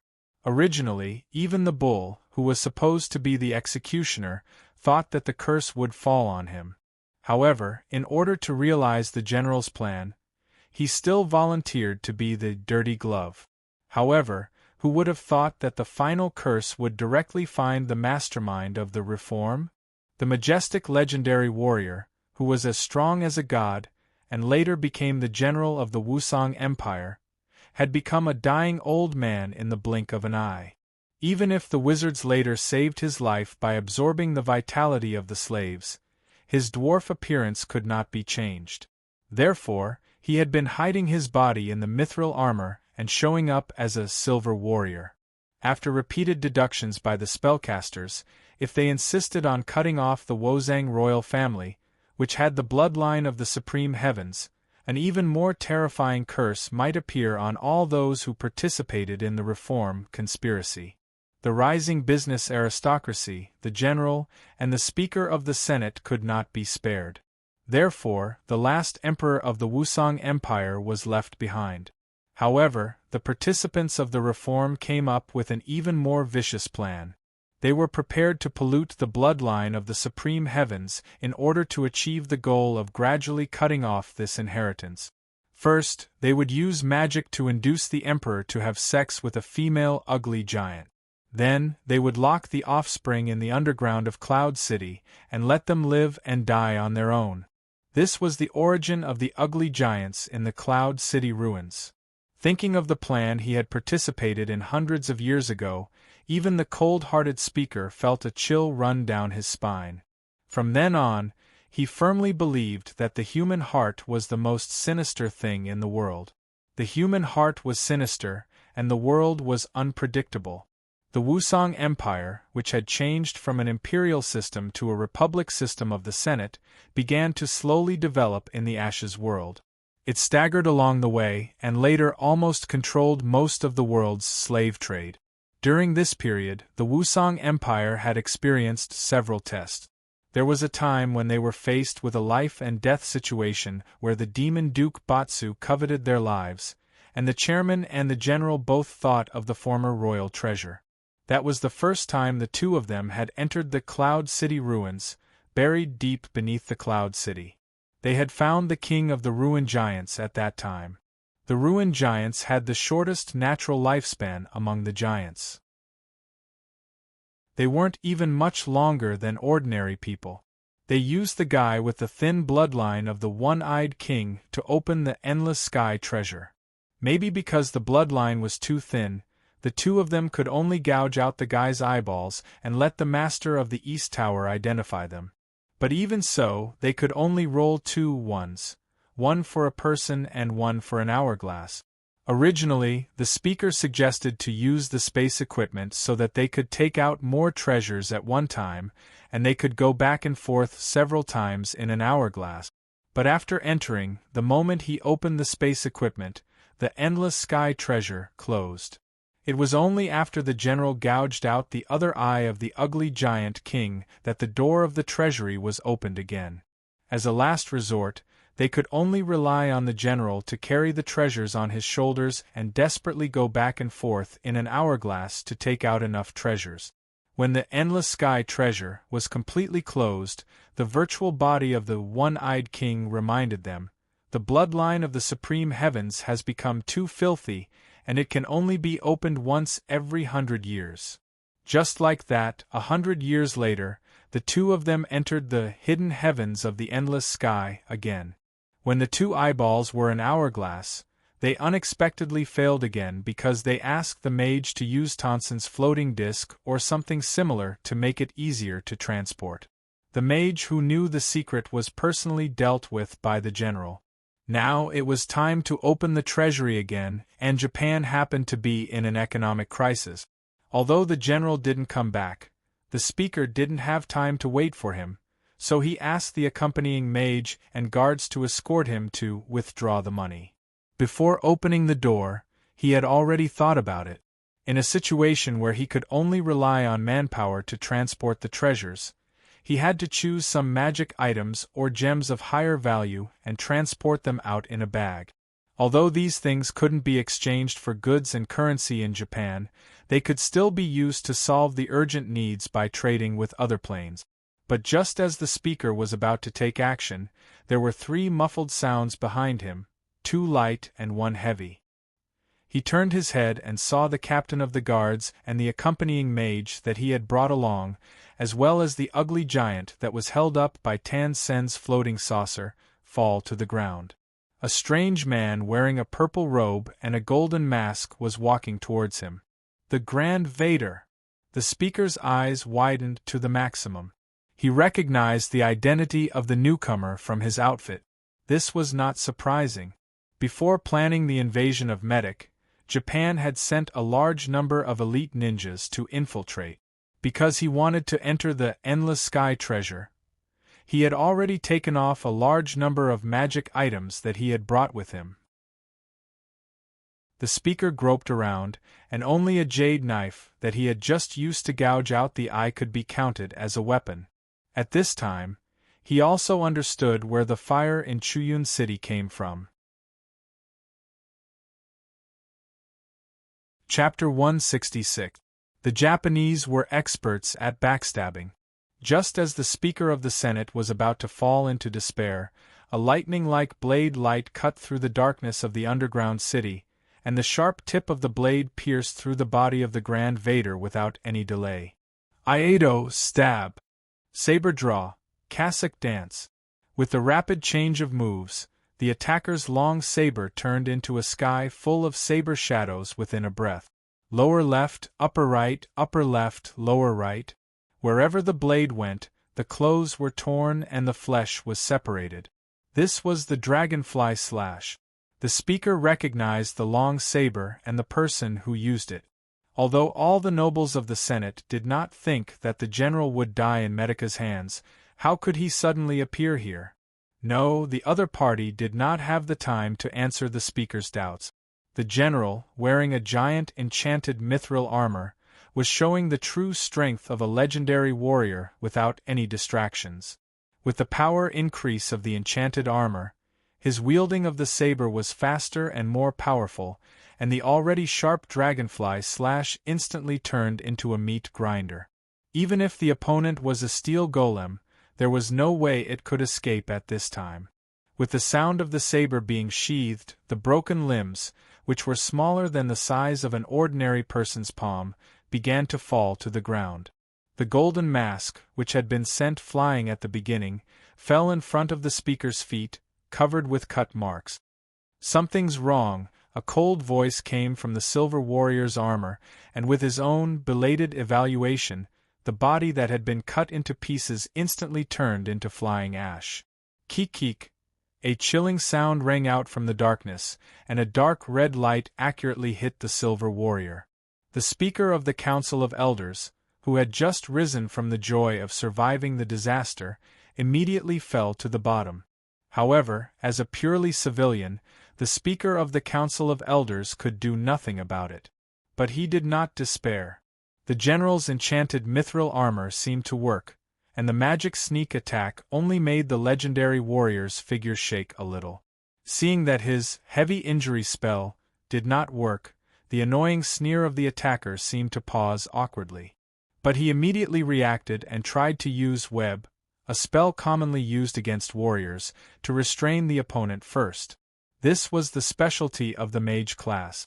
In actual combat, they had to rationally deal with all kinds of sudden problems. Although 5 fireballs in a row was theoretically more powerful than Meteor Storm, it was rare for mages to only use Fireball in a real battle. However, the strategy of using web to restrict the Silver Warrior did not work. The legendary warrior obviously had a lot of experience in dealing with mages. When the spellcaster chanted 2 or 3 syllables of the spell, the legendary warrior used a zigzag charge to interfere with the opponent's aim. Katana, against the wind. The dragonfly slash swung from the bottom to the top, and the blade emitted a sharp whistling sound as it pressured the air. Because the speed of the blade was too fast, the spellcaster hiding in the darkness had no time to move and dodge. He could only lie on the ground and roll to avoid the attack. Tangjan, ground nailing. The silver warrior took advantage of the situation to pursue and attack, not giving the opponent any chance to breathe. The general held the dragonfly cutter in a reverse grip and ruthlessly nailed it to the spellcaster's rolling body on the ground. With a rip, the purple robe was torn apart by the long blade, and some of the threads on the robe instantly turned into yellow fluorescent dust. Realizing that this might be a medium for some kind of spell, the general hurriedly wanted to withdraw his sword and retreat, but the spellcaster lying on the ground quickly grabbed his mithril boots and the blade of the dragonfly cutter. Magnetization. With a short incantation, under the effect of the spell, part of the properties of the items touched by the mage changed and became a strong magnetic metal. The dragonfly cutter ruthlessly cut off a corner of the mithril boot. Scorching metal. The mage was also unforgiving. While the general pulled out his sword, he cast another spell, and the only function of this spell was to heat up the metal to a very high temperature in an instant. The enchanted mithril armor activated its own protective mechanism, and light blue ripples flashed on its surface, gently resisting the high temperature caused by the spell. It was a pity that the mage did not have bat feces and sulfur powder, otherwise, this would be the perfect time to cast a fireball spell. Serious injury. He could only rationally allocate resources and energy again, and use the most convenient talent to deal the greatest damage to the Silver Warrior. In order to increase the penetration effect of this spell, the mage took the risk of using contact casting. He clenched his fist tightly and punched the chest of the mithril armor. With the strength of a mage, this punch to the chest was not small. The legendary warrior wearing the enchanted mithril armor even had to take half a step back before he could stand firm. However, when the mage engaged in close combat, compared to bringing unexpected surprises to the warriors, it was more of an unexpected gain. The mithril gauntlet clenched its fist tightly, and the silver warrior's wrist twisted, and the dragonfly cutter that eliminated the magnetic force easily cut off the mage's arm. Hee. Ear-piercing laughter strangely came from the mage's mouth, as if the arm that was cut off by the general was not his own. The arm that was cut off suddenly turned into a dry corpse, then rapidly expanded and violently exploded in the general's hand. Rotting corpse explosion. The sudden explosion was so violent that the silver warrior was blown away by the blast, and his gauntlet was also deformed. What was more critical was that if the general was injured in the rotting corpse explosion, just now, he was likely to be infected with a disease of the undead. In a battle with a spellcaster, the whole process was a battle of wits and courage. If one was not careful, the rhythm would be disrupted. In the spirit of taking advantage of the situation, the mage who succeeded in his attack turned into a whistling sandstorm on the spot and quickly rushed to the silver warrior. The enchanted mithril armor was still a little too restrained for a spellcaster. He wanted to get in through the gaps of the armor to torture and hurt the opponent. Ah, no. A shrill roar came out from the enchanted mithril armor, but the owner of the voice was the mage himself. He was like an ordinary person who was grabbed by the ankle by the devil and was slowly being dragged into the hell of Bot-Or. His voice was getting softer and softer. In the process, the general's mithril armor seemed to have let out a burp. A huge hole suddenly appeared in the abdomen of the armor. A large amount of life force was absorbed from other people through some kind of corruption magic array to form a substantial vortex of energy. The spellcaster who tried to invade the mithril armor was now in the center of the energy mass, but his body had become the size of a mouse, and the energy of the corruption magic was still constantly torturing him. The small body was like being cut into pieces, dissipating little by little and slowly being assimilated. If His Excellency the Grand Vader only has this much ability, then he really doesn't live up to his name. The general's voice sounded again, still cold and without a trace of emotion. The humiliating words seemed to be stating a fact. The applause from not far away interrupted the silver warrior's evaluation. The Senate speaker, who had been playing a small role, looked in the direction of the sound and saw a figure in a purple robe strolling out of the darkness. The two just now. The Senate speaker's Adam's apple involuntarily choked, and he wisely stopped talking. Seeing this scene, there was no need to say more. It was obvious that the two Grand Vader were just pawns that were thrown out. So is this person the Grand Vader or not? The Senate speaker thought to himself. Excuse me. It was just an ordinary sentence, but the suggestion spell worked. The Senate speaker was stunned for a moment, then he immediately picked up the golden mask at his feet and handed it to the newcomer. Putting on his mask again, the Grand Vader patted the shoulder of the top Japanese dignitary and said, "Thank you." It was not that the general standing at the side did not do anything. It was just that with the appearance of the latest purple-robed man, the silver warrior's body was covered by a tough spider web that was summoned out of thin air, spellcasting, silent spellcasting. The legendary warrior immediately realized the horror of the newcomer. He immediately activated all the functions of the enchanted mithril armor while gathering all the strength in his body. A light blue halo lingered on the armor made of precious materials. As if it was getting rid of the high temperature brought by the scorching metal, the enchanted mithril armor began to break free from the magic spiderwebs that wrapped around it. "I'm a little late. There's some work that needs to be arranged in advance," the Grand Vader explained to the legendary warrior who was secretly gathering power in front of him in a voice that was like a cool breeze. "So I could only send 2 useless subordinates to delay the 2 of you, but it seems that I didn't buy much time. It seems that those useless guys who are alive are the same after death." The Grand Vader had just sent 2 mummies that he had executed and made, and the second of them was the black-robed garrison mage captain who was in cahoots with the man-eater and others in Gnome City. The powerful legendary spellcaster explained a few words, and seeing that the other party had no intention of asking him questions, He shrugged and said no more. The Silver Warrior had completely freed himself from the web spell, but the current rhythm was completely controlled by the Grand Vader, and he really did not dare to draw his sword easily. After waiting for a little while, a rustling sound came, and then a huge collapse appeared on the ground, and a deep pit appeared at the entrance of the endless sky vault. The commander of the pickaxe troops, the patriarch of the Fire Dwarf clan, climbed out of the pit.